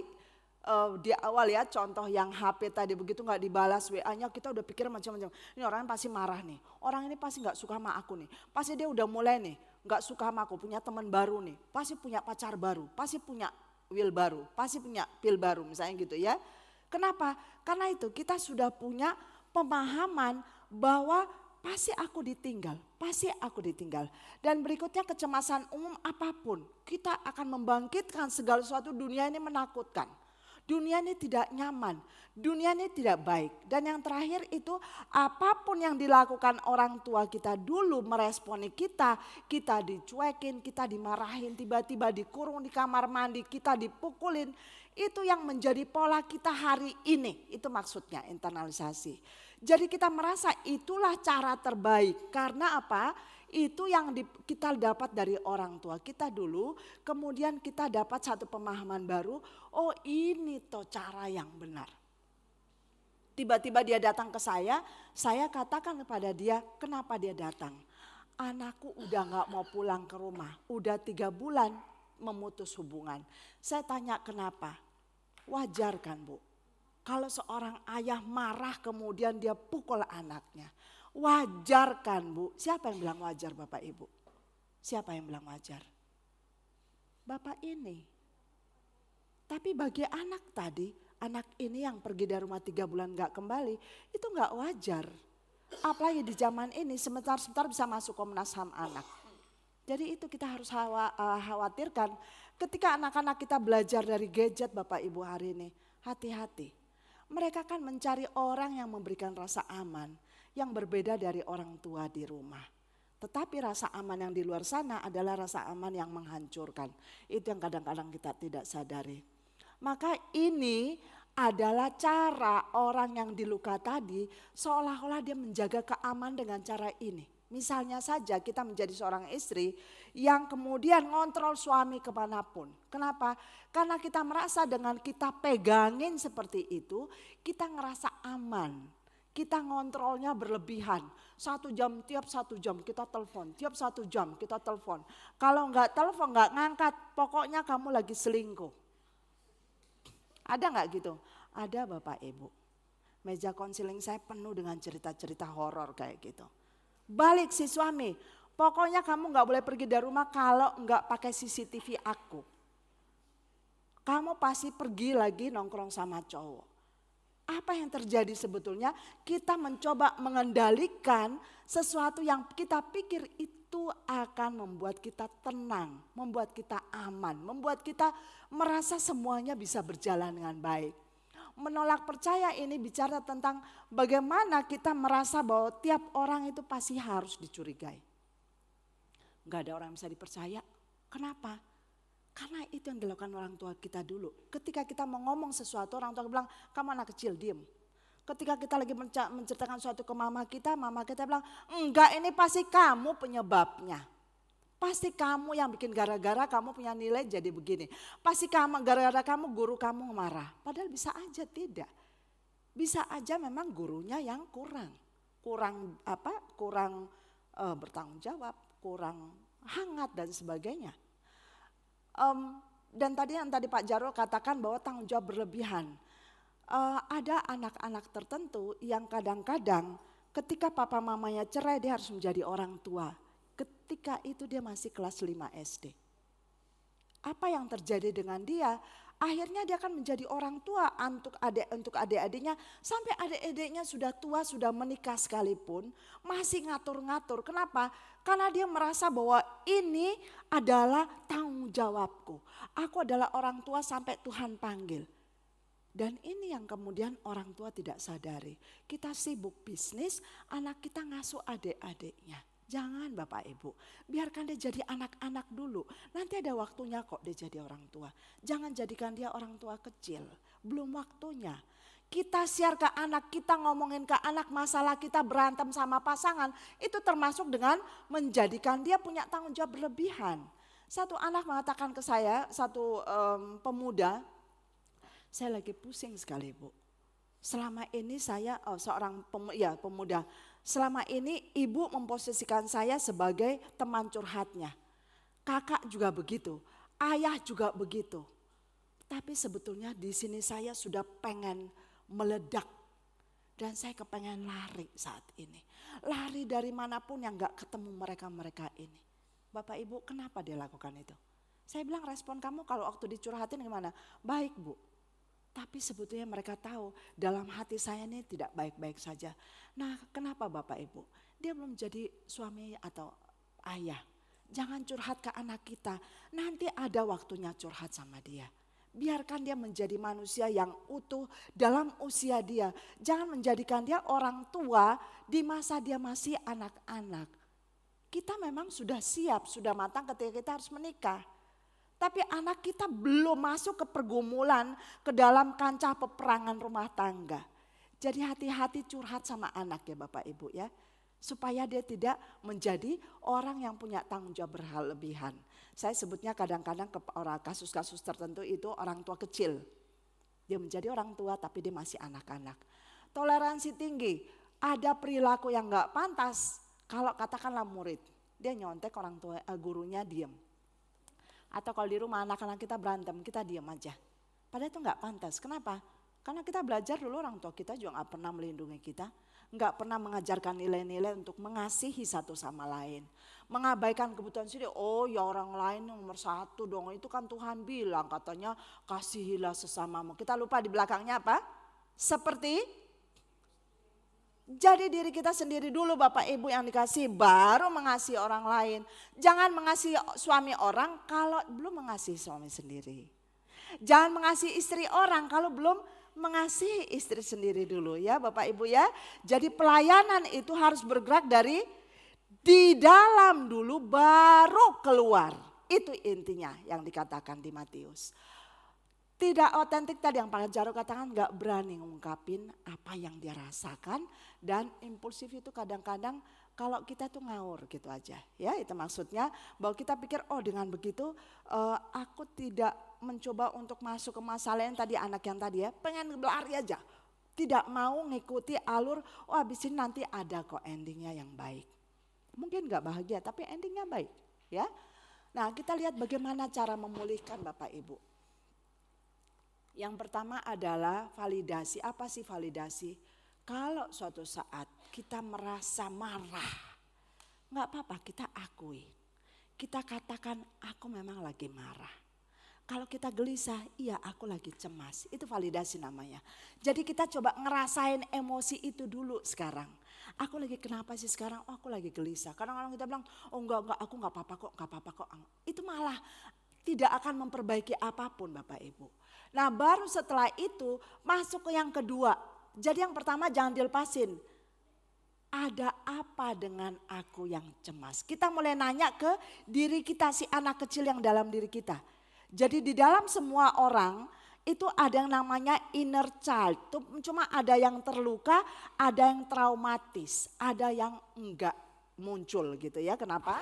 Karena memang dia diperlakukan orang tua dengan baik, dengan hangat dan sebagainya. Tapi ini bicara tentang dia ini akhirnya sengaja tidak bisa merasakan apapun dalam diri dia, melupakan apapun di masa lalu karena itu terlalu pahit. Saya pengen cerita begini Bapak Ibu. Dia nggak bisa mengatakan waktu dia kecil ketika dia itu dibully orang karena begitu memalukan. Ada satu kisah seorang tua udah umur 50-an lebih, dia suatu waktu mengatakan bahwa dia merasa ada yang salah dengan dirinya. Setelah perjalanan sekian lama, sekian waktu, dia baru menyadari bahwa pada waktu SD-nya dia dipermalukan gurunya di depan kelas. Jadi dia diketawain, dibawa ke depan kelas dan dituding-tuding gurunya, dibilang bodoh dan sebagainya dan semua telunjuk mengarah ke dia. Peristiwa itu kelas 4 SD sangat memalukan dia. Dan dia bilang saat itu saya tanya ke dia bagaimana rasanya. Dia bilang rasanya pengen kiamat hari itu juga. Saya berdoa biar hari itu kiamat. Dari mulai TK-nya dia sampai kelas 3 SD dia sangat berprestasi. Enggak cuma di kelas tapi dia adalah kapten basket dan sebagainya. Waktu itu SD dia bilang udah ada basket. Bapak Ibu apa yang terjadi? Dia mencoba untuk melupakan kisah itu sampai kemudian ada sesuatu masalah. Ketika dia umur 52 tahun, saya ajak dia untuk kembali karena saya melihat ada tanda-tanda sesuatu di dalam diri dia dulunya. Dan itu ternyata dia coba untuk hapus dengan semua pengalaman itu karena sangat memalukan. Jadi ini penting Bapak Ibu untuk terhubung dengan diri kita sendiri. Ada apa dengan saya yang cemas? Oh dulu kalau saya berhadapan dengan orang yang seperti ini, ngolok-ngolok saya, biasanya orang ini akan mempermalukan saya. Itu yang bikin saya cemas karena saya takut itu terjadi lagi. Ini namanya terhubung Bapak Ibu. Jadi jangan berpikir bahwa kita yang dewasa ini bisa merasakan diri kita yang dulu. Bisa jadi enggak. Kita seperti terpisah dengan masa-masa kita pahit, luka ketika ayah kita membantai kita. Atau seorang istri mengatakan, saya dulu kalau dimarahin mama itu saya ditutupin di dalam drum yang tinggi sekali dan saya nggak boleh keluar. Drum itu ada bolongannya sampai 3 jam di situ. Dan itu di panas matahari. Dan dia berusaha untuk tidak mau mengingat itu. Dia cuma bilang, saya tidak mau punya anak Bu. Supaya saya tidak melakukan yang dilakukan ibu saya. Bapak Ibu, kalau kita pernah melakukan itu kepada anak kita, minta ampun ke Tuhan. Yang kedua minta ampun sama anak-anak kita. Tapi lebih dulu minta ampun pada diri sendiri. Saya mengampuni diri saya. Karena saya gagal untuk mengasihi diri saya. Itu yang paling penting. Nah, ketika kita terhubung, kita harus punya batasan. Batasan maksud saya begini, kita tahu kita terluka waktu kelas 4 SD. Ya, tadi cerita saya yang saya ini tolong ingat-ingat. Kita katakan pada diri kita, enggak apa-apa. Sekarang kamu udah 52 tahun. Kamu bisa menjaga yang kelas 4 SD itu. Dan katakan kepada anak kecil dalam diri Anda, aku akan menjagamu. Aku akan menjadi perisaimu. It's okay. Itu kan waktu itu kamu gak bisa menjaga diri sendiri. Orang lain lebih kuat dari kamu, guru itu lebih kuat dari kamu. Tapi kamu yang sekarang bisa melawan orang yang kejam sekalipun. Ini bicara soal batasan. Kita langsung kasih batas yang dulu itu waktu kita kondisinya masih rapuh. Tapi kita yang sekarang sudah lebih kuat, bisa gampar orang yang membuli kita. Itu kita harus katakan. Dan ini harus terus Bapak Ibu. Konsistensi maksudnya ya. Jadi jangan kemudian kita bilang yang lebih penting bisnis lah, gak perlu ini. Jangan Bapak Ibu. Konsisten itu maksudnya kita tetap mengingat lagi apa yang harus saya pulihkan. Pola saya ke anak apa yang melukai. Tanya sama anak. Apa yang membuat dia terluka dengan kita? Cara ngomong kita kah? Kita cuek kah? Kita gak peduli kah? Cara kita menuntut kah? Apapun. Tanya, enggak apa-apa, tapi kita kasih batasan. Kita mau ngobrol nih, tapi kita sopan ya, satu sama lain saling menghargai. Dan efikasi diri itu yang tadi saya katakan. Katakan bahwa kita udah mampu sekarang. Kamu tahu enggak, aku sekarang udah mampu, aku udah seorang ayah loh. Aku seorang suami, hebat kan? Aku bisa kerja, aku bisa menghasilkan uang. Katakan pada diri kita sendiri. Itu namanya efikasi diri, meningkatkan kemampuan diri. Baru kemudian kita tanggap itu kita tahu. Begitu ada masalah, oke, ini ada kaitannya dengan masa lalu bisa jadi. Ini ada sesuatu yang luka yang kemarin belum saya tutupi, belum saya selesaikan. Otentik itu kita berani untuk mengungkapkan. Dan yang paling penting adalah kita tulus. Dan percaya Bapak Ibu, cinta yang tulus tanpa syarat itu adalah cinta dari Tuhan. Sehingga ketika kita bilang tanpa syarat, itu membuat kita itu lempeng, membuat kita itu sukacita, membuat kita tidak merasa bahwa kalau gua kasih lu gak kasih apa-apa, gua gak merasa apa-apa. Itu, seperti itu cinta tanpa syarat. Dan itu yang Tuhan mau ketika kita melayani Tuhan, melayani sesama, melayani suami, melayani istri, melayani anak-anak. Cinta yang tulus. Nah kita lihat ini ada assessment Bapak Ibu, saya pengen lewatin tapi ini sedikit saja ya. Apa yang kita pelajari dari orang tua kita dulu. Kita coba rasa-rasa Bapak Ibu ya. Coba kita rasa apa yang pada waktu itu ketika dilakukan apakah betul untuk menjaga keselamatan kita. Atau jangan-jangan enggak, itu membuat kita merasa ketakutan. Dan bagaimana itu upayanya menjaga kesehatan. Jadi ada satu waktu, kalau saya kaitkan ini bukan orang tua, seorang suster ini kemudian mengeksploitasi anak si tuannya ini. Dia sering sekali melakukan satu peristiwa yang seolah-olah dia itu mengasuh anak. Ini kalau kita yang punya mbak, mungkin kita harus tetap mengawasi anak-anak kita. Si anak-anak ini enggak dicuekin, enggak diurusin dan sebagainya. Tapi kalau ibunya atau si bapak ini yang paling intens telepon, dia akan bilang, oh iya baru makan, aku udah gantiin bajunya, udah mandi, udah tidur siang, udah bobo siang. Ini orangnya di mana? Lagi pacaran. Dia tinggalin anak-anak ini di rumah. Nah satu waktu dia lagi anak-anak ini ke sekolah, dia lagi ngupasin sayur, bawang di depan TV. Kemudian tenten di luar itu pisau itu dia saking kagetnya terlempar di bawah kolong sofa. Apa yang terjadi? Si tuannya datang, kemudian malamnya pas waktu mereka lagi acara keluarga, dia lihat kok ada pisau. Nanya ke susternya, kok ini ada pisau di bawah sini mbak? Iya tadi sih ini main-main sih di sini, katakan Dea ya. Dea sama Lea main di sini, terus mereka main pisau-pisauan terus ini. Anak dua ini dikurung oleh papanya, 1 minggu tidak boleh keluar rumah kecuali sekolah. 1 minggu termasuk tidak ke gereja, 1 minggu nggak boleh dapat jajanan, 1 minggu nggak boleh kemana-mana dan sebenarnya nggak boleh nonton dan sebagainya. Siapa yang salah? Dan itu sangat melukai anak-anaknya sampai gedenya. Jadi ini assessment Bapak Ibu nanti bisa foto ya. Nah kita lihat Alkitab memang tidak pernah bercerita soal inner child atau tidak ada ayat tentang inner child Bapak Ibu. Tetapi Alkitab sangat peka ketika mengawasi kita kalau melukai anak-anak Tuhan yang menjadi anak-anak kita hari ini. Kolese mengatakan, hai bapak-bapak jangan sakiti hati anakmu supaya jangan tawar hatinya. Hari ini bukan cuma bapak-bapak yang menyakiti anak-anak. Siapa? Pak Gembala yang bilang, hai ibu-ibu jangan sakiti hati anakmu supaya jangan tawar hatinya. Dan di Efesus 6 ayat 4 dikatakan, hai bapak-bapak jangan bangkitkan amarah dalam hati anak-anakmu. Ada di belakangnya kalimat lain yang B. Tetapi didiklah mereka di dalam ajaran dan nasihat Tuhan. Jadi ketika anak-anak ini ada di depan kita, apa yang kita lakukan? Mereka ini dari Allah, itu yang kita sadari. Kita nggak punya investasi buat anak-anak kita Bapak Ibu.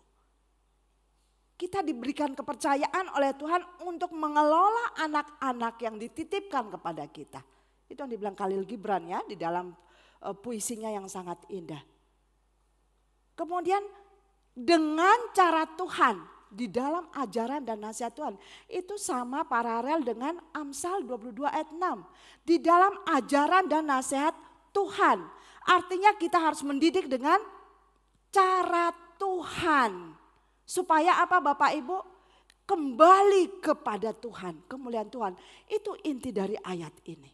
Jadi kalau hari ini kita memperlakukan anak-anak kita dengan buruk dan inner child mereka terluka nanti di masa dewasa terulang untuk melukai siapapun yang dia kasihi sekalipun, kita yang harus peka dengan hal ini. Apa yang sudah aku kasih pada anak-anakku hari ini? Apakah dengan caraku dia bisa melihat kehadiran Tuhan? Apakah dengan caraku dia bisa mencintai Tuhan? Apakah dengan caraku dia akan datang kepada Tuhan dan suatu saat mengadu kepada Tuhan? Itu yang menjadi pertanyaan buat kita hari ini. Nah biarlah inner child ini menjadi satu pesan buat kita semua. Kita harus bertekad untuk memulihkan anak kecil yang terluka di dalam diri kita. Supaya kita memberikan diri kita yang utuh pada anak-anak kita tanpa ada luka-luka yang kita wariskan. Dari masa lalu kemudian kita tumpahkan ke anak-anak kita. Sehingga ini akan terus menerus menjadi siklus yang buruk. Di masa depannya Tuhan memberkati kita untuk menjadi orang tua yang pulih dari inner child yang terluka dan menjadi orang tua yang memancarkan kasih Tuhan yang utuh. Terima kasih. Baik, kita akan jadi waktu kita tinggal beberapa menit. Ya walaupun sejam ya tetap beberapa menit. Ya kita ada sesi tanya jawab ya. Jadi kita akan buka sesi tanya jawab. Mic ya bisa ya. Apanya? Bapak Ibu ada kesimpulan terakhir. Maaf ya saya cuma ngelihat waktunya udah segini. Ini Bapak Ibu ya. Jadi setiap orang termasuk saya punya sisi kekanak-kanakan yang tetap jadi bagian dari kedewasanya. Sisi kekanak-kanakan saya suka sekali nonton dongeng anak-anak ya. Film tentang anak-anak. Kenapa? Karena itu menghangatkan saya dan saya dititipi untuk jadi konselor anak juga bagian dari itu. Ketika terluka kita seringkali menarik diri. Tetapi sayangnya luka itu tetap berdarah, gak cuma terbuka ya Bapak Ibu. Yang bisa kita lakukan adalah kita di rumah menciptakan lingkungan yang aman. Aman artinya anak merasa bahwa dia ada di rumah yang menerima dia apa adanya. Identifikasi apa perilaku inner child kita, apa sisi kekanak-kanakan kita yang membuat kita menyakiti orang-orang kita sayangi. Dan apa pemicunya, itu penting ya. Baru kita identifikasi, latih respon baru. Artinya, oh daripada saya marah-marah harusnya gimana? Ngomong sama anak baiknya gimana? Itu namanya respon baru atau perilaku baru atau sifat baru kita ya. Kalau dibilang berubahlah oleh pembaruan budimu itu artinya ya. Memungkinkan inner child itu kalau kemudian kita ngerasa bahwa ada yang kemudian hilang dulu yang harusnya itu jatahnya anak-anak, perlindungan, rasa aman, kasih sayang dan sebagainya. Apa yang terjadi kalau itu hilang? Oke? Nah, itu yang menjadi penutup. Ya, kita akan buka sesi Ya. tanya jawab. Jadi mohon yang bertanya fokusnya ke masalah kita hari ini, pembahasan kita. Di luar itu jangan dulu ya. Nanti tanya Pendeta Rusti kalau di luar itu. Ya, jadi kita fokus di pembahasan kita malam hari. Silakan, Pak. Ya, shalom Singkat, Ibu, Bapak. padat, Oke. ini ya, karena waktunya. Kan Ibu pernah lihat YouTube kan? Andi Hakim tahu kan? Pernah lihat kan? Andi Hakim. Nah, dia tuh bilang begini, saya dulu, papa saya sering hina saya, tapi saya bermotivasi. Ya, contohnya dibilang, kamu kalau miskin, jangan ngomong sama orang-orang kaya, kamu diem aja, jangan ngomong itu salah satunya. Terus macam-macam motivasi orang tua. Dia tujuannya apa? Dia nggak sakit hati, sudah lebih semangat. Dia bilang hidupnya mau menyayangi bapaknya segala macam. Ibu cari aja Andi Hakim. Dia dengan kata-kata luar biasa dengan hikmat dari bapaknya gitu. Justru dia bilang, saya punya teman, orangnya suka sama bapaknya selalu disayang terus. Kekayaan gua malahan jadi anak mama gitu. Nah jadi terus memang kalau saya lihat anak zaman kita dulu nih tahun 70-an sama anak zaman sekarang tahun 2000-an jauh. Anak sekarang mah aduh minta ampun. Zaman dulu coba lihat orang tua kita, papa saya, mama saya. Kalau ngomong lihat mata aja kita udah tahu iya. Coba yang sekarang, kenapa sih mah? Mama sih ngelawan. Anak saya ngelawan, kenapa? Gak pernah saya hina, gak pernah saya marahin. Ngelawan orang tua dia. Bukannya salah ya kalau kita misalnya bukan menghina. Kalau ngomong itu harus hati-hati, nanti anaknya jadi interchild, jadi apa? Terluka. Kalau ngomong kita salah dikit, jadi terluka. Enggak juga lah, tergantung kita orang tua ya menurut saya ya. Oke. Contohnya nih udah misalnya ya. kayak anak, dia jelek nih. Ibu nangkap maksudnya? Belum. Terus Loh, satu oke lagi nih, ya. yang tadi di situ Oh, bilang stop kebebasan. Ya, maaf ya, Sedikit nanti lagi. kasih biar yang lain kebagian. Jadi kita ini Bicara ya, kebebasan, jangan dijawab karena dulu. jangan dikekang-kekang, pasti kebebasan. Bagaimana anak saya kalau pulang-pulang di malam mesti kebebasan. Oke, Tetap kita Bu, curi, silakan. khawatir dong biar orang tua. Nah, satu lagi yang ibu lihat di YouTube juga, artis Atalia sama RK. Dia pernah bilang, ya. Artis-artis Iya. kadang-kadang nggak ada yang kenal. Iya, makasih Pak. Jadi Bapak Ibu nanti suatu saat ada fasenya tentang anak-anak. Saya pengen nanti berbagi tentang fase anak dari mulai 0 sampai nanti 18 tahun lebih ke atas ya. Nah, masa 2 sampai 12 tahun itu cara kita tuh ngasuh begini. Ya, satu arah. Nanti sudah mulai remaja itu 2 arah. Betul Bapak, kalau ada anak yang memang sekarang dibilang generasi apa Bapak Ibu? Strawberry. Strawberry gimana ciri-cirinya?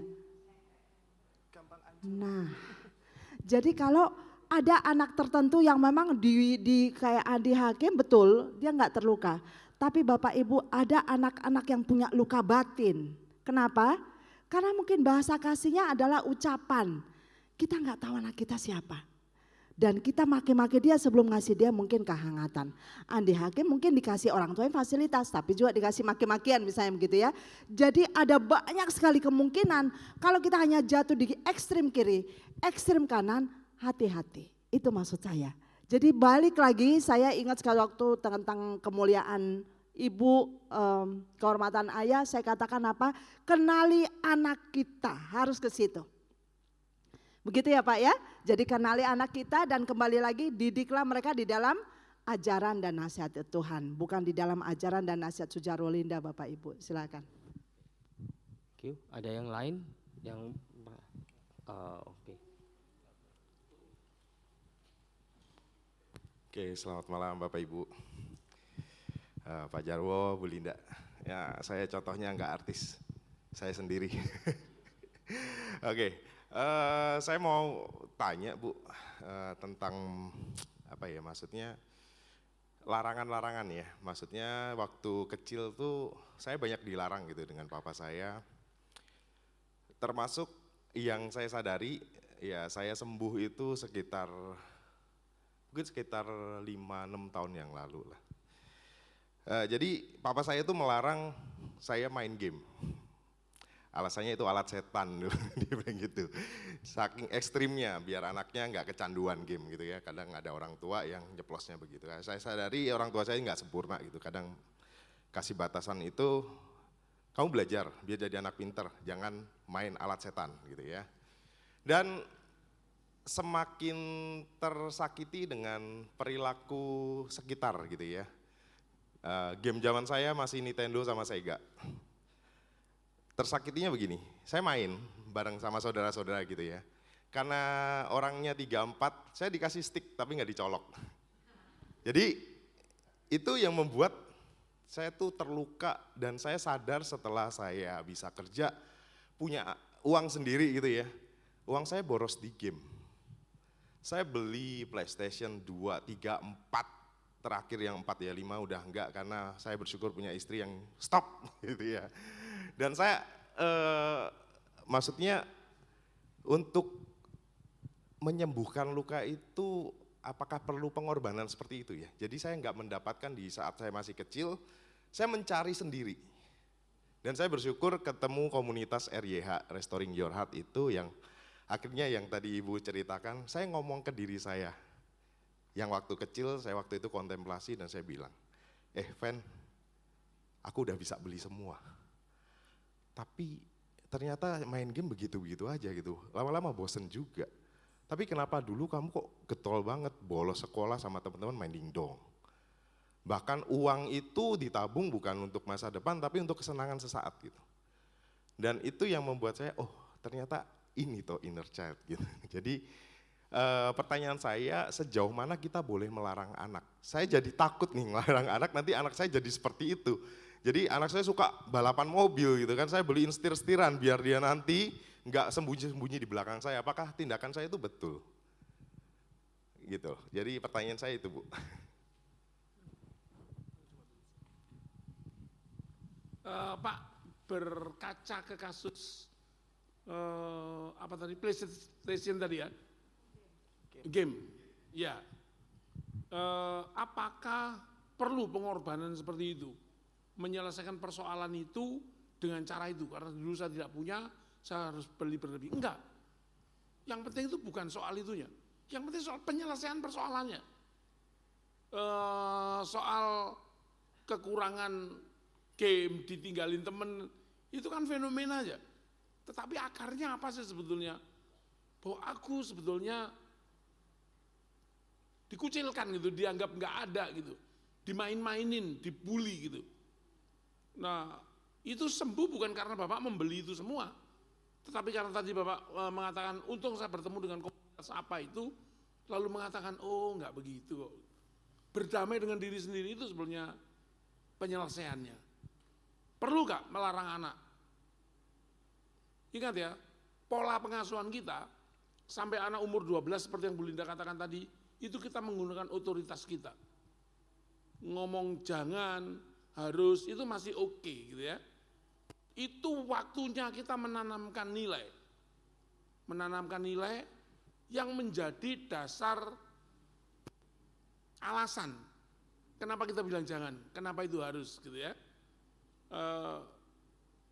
Semakin bertumbuh dalam usianya anak, larangan kita harus disertai dengan argumen, harus disertai dengan sebuah alasan, supaya keputusan yang dibuat anak untuk yes or no itu berdasarkan alasan, nilai tadi, bukan karena takut papanya, bukan karena nggak menimbulkan istilah memberontak itu gitu. Kadang-kadang anak memaksakan perilaku yang berbeda, itu karena dia tidak mendapat nilai, gak mendapat pemahaman tentang nilai yang ditanamkan, kenapa gak boleh gitu. Terus apa lagi pertanyaan? Oh ya gak perlu takut gitu. Yang paling penting kita paham aja gitu. Ketika anak-anak masih kecil, ketika kita bilang jangan tanpa memberi alasan, mungkin gak masalah gitu ya. Tapi begitu anak bertambah usia, anak umur 7 tahun itu harus sudah mulai dengan alasan supaya anak juga terbiasa untuk mengatur perilakunya dengan sebuah alasan moral. Mungkin itu, Pak. Silakan. Pak Adven ada tambahan, jadi bukan gamenya sebetulnya. Coba Bapak telusuri lagi. Apakah Bapak terluka karena Bapak tidak dipercaya? Bapak diabaikan, Bapak merasa malu dengan teman-teman dan saudara-saudara. Coba masuk lebih ke dalam lagi supaya Bapak tidak takut melarang. Karena Bapak masih ada di situ, walaupun Bapak udah self talk ya, udah ngomong ke diri sendiri, tapi saya melihat masih ada akarnya yang Bapak belum selesai. Bapak selesai ya Pak ya? Bapak selesaikan, coba cari tahu perasaan Bapak digituin itu apa? Itu yang paling penting, bukan gamenya. Aku nggak dipercaya, aku dikadali, aku dipermalukan, aku apa dan sebagainya, itu yang diselesaikan, bukan gamenya. Bapak kemarin sekarang membeli game itu sebenarnya kompensasi atas ketidakmampuan dulu seolah-olah. Tapi itu tidak selesai, Bapak coba selesai di situ ya Pak ya. Kemudian soal larang, 0 sampai 12 tahun Bapak Ibu boleh do and don't. Setelah itu dialog, ngobrol. Jadi kalau kamu gimana? Aku maunya belajarnya itu jam 7 malam, oke. Aku mau belajar jam 9, kamu yakin kamu gak ngantuk? Gak apa-apa, oke kita lihat, boleh gak mama lihat 3 hari ini? Kalau kamu gak bisa menyelesaikan dan tidurnya terlalu malam, kayaknya kita harus berubah. Kasih kepercayaan, itu bukan anak kecil lagi, itu remaja. Begitu Bapak Ibu. Iya, kita karena waktu ya sebenarnya ya lebih mungkin Bapak Ibu masih punya banyak pertanyaan, tapi ya kita mesti sudahi pertemuan hari ini. Ya, jadi nanti pertanyaan bisa diajukan ke hamba Tuhan, dan bagi Bapak Ibu yang punya masalah yang cukup serius dengan inner child, butuh konselor ya, butuh konseling, tolong hubungi kami. Nanti kami coba cariin konselor supaya Bapak Ibu bisa dibantu lebih jauh lagi, karena ini tidak mudah untuk kadang kita nggak tahu bagaimana memulihkannya. Ya, itu perlu hal-hal tertentu yang hanya konselor yang punya kompetensi untuk hal itu. Ya, jadi jangan sungkan. Ya, kami bersedia nanti menghubungkan dengan konselor-konselor yang bisa membantu Bapak dan Ibu. Ya, kalau mau bertanya kepada kami juga baik. Ya, kalau kami nggak bisa, kami akan refer ke orang yang memang ahlinya di sana. Ya, jadi Bapak dan Ibu, kita bersyukur malam hari ini kita bisa belajar bersama, dan belakang ini saya belajar bahwa kedewasaan rohani itu terkait erat dengan kesehatan emosional. Kalau kita secara emosi tidak sehat, sulit sekali kita mengalami pertumbuhan di dalam iman kita. Ternyata begitu Bapak Ibu. Kaitannya begitu erat, bagaimana kita bisa percaya Tuhan yang tidak kita lihat, sedangkan kita selalu curiga dengan siapa saja. Saudara ya, jadi ini satu pelajaran yang sangat baik, dan kita akan mengisi kuesioner. Saya silakan kepada Guru Injil Dave. Cek. Mungkin untuk pengisian kuesioner feedback ini, mungkin saya akan preferkan untuk kita bisa mengisi setelah acara ini selesai saja, karena kita juga ingin mengefektifkan waktu kita. Namun mungkin saya ingin memberi beberapa kata-kata saja. Ya, sebelumnya saya mengucapkan terima kasih kepada Bapak Sujawa dan Ibu Linda yang sudah membekali kita pada malam hari ini dengan sebuah insight yang baik untuk kita belajar mengenali diri kita lebih baik. Kita baru saja belajar bahwa di balik sosok dewasa kita hari ini, ada seorang anak kecil yang mungkin masih membawa luka, namun juga membawa harapan untuk pulih. Sehingga inner child menjadi sesuatu yang perlu dipulihkan, agar hidup kita juga dipulihkan lebih baik lagi. Dan sebelum kita mengakhiri kebersamaan kita malam ini, saya ingin mengajak kita semua untuk mengambil waktu hening sejenak. Mari kita rendahkan hati kita, lepaskan sejenak segala gangguan, distraksi di sekitar kita. Mari kita masuk ke dalam ruang refleksi pribadi melalui sebuah tayangan video singkat berikut. Mari kita saksikan bersama-sama.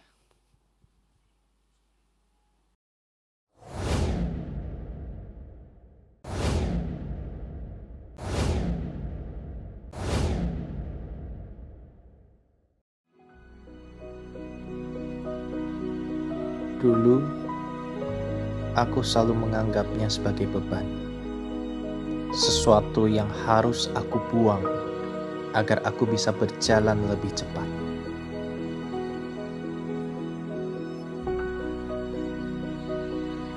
Tapi ternyata dia tidak ingin dibuang.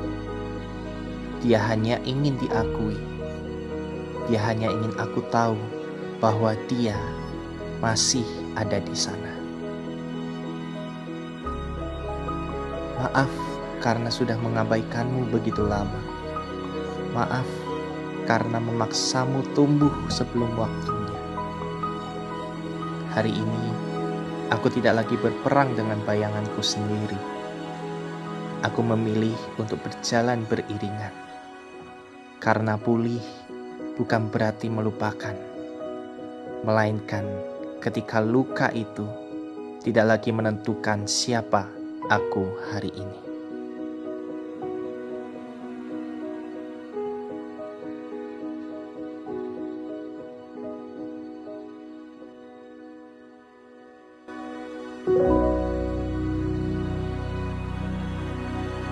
Malam ini kita melihat bahwa pemulihan bukan berarti kita menghapus masa lalu, tapi kita mengizinkan Tuhan menulis ulang makna dari luka-luka itu. Anak kecil di dalam diri kita yang mungkin dulu merasa sendirian, biarlah malam ini kita diingatkan bahwa ia tidak pernah sedetik pun ditinggalkan oleh Bapa. Mari kita pulang dengan keyakinan bahwa kita tidak perlu menjadi sempurna untuk dikasihi. Kita hanya perlu menjadi jujur dan memberi diri untuk dipulihkan oleh Tuhan. Dan untuk itu mari kita menyelesaikan pembinaan kita pada malam hari ini. Dan mari kita semua bangkit berdiri. Mari kita berdoa bersama-sama sekali lagi. Tuhan, Engkau yang tahu setiap pergumulan kami. Engkau yang tahu dan diri kami juga tahu bahwa mungkin saat ini di tengah usia kami yang terus bertambah dewasa, namun kami masih hidup bersama dengan inner child kami yang belum pulih Tuhan. Inner child kami yang masih terluka dan masih mencari adanya harapan untuk pulih. Dan biarlah Tuhan pada malam hari ini kami boleh dihiburkan Tuhan. Ketika kami boleh belajar bahwa luka inner child itu adalah sesuatu yang perlu kami anggap sebagai sebuah masalah yang harus kami selesaikan. Agar hidup kami tidak terus-menerus terjebak di dalam masa lalu kami, di dalam luka ataupun kepahitan masa lalu kami. Ajar kami Tuhan untuk kami dapat berani menghadapi setiap luka itu Tuhan. Dan jikalau mungkin kami saat ini menghadapi ketakutan, kekhawatiran ataupun kecemasan, ketika kami harus kembali flashback di masa kecil kami, Tuhan berikan kami kekuatan. Dan kami bersyukur Tuhan melalui dua hamba-Mu, Bapak Sujawa dan Ibu Linda yang sudah membekali kami, yang sudah membimbing kami.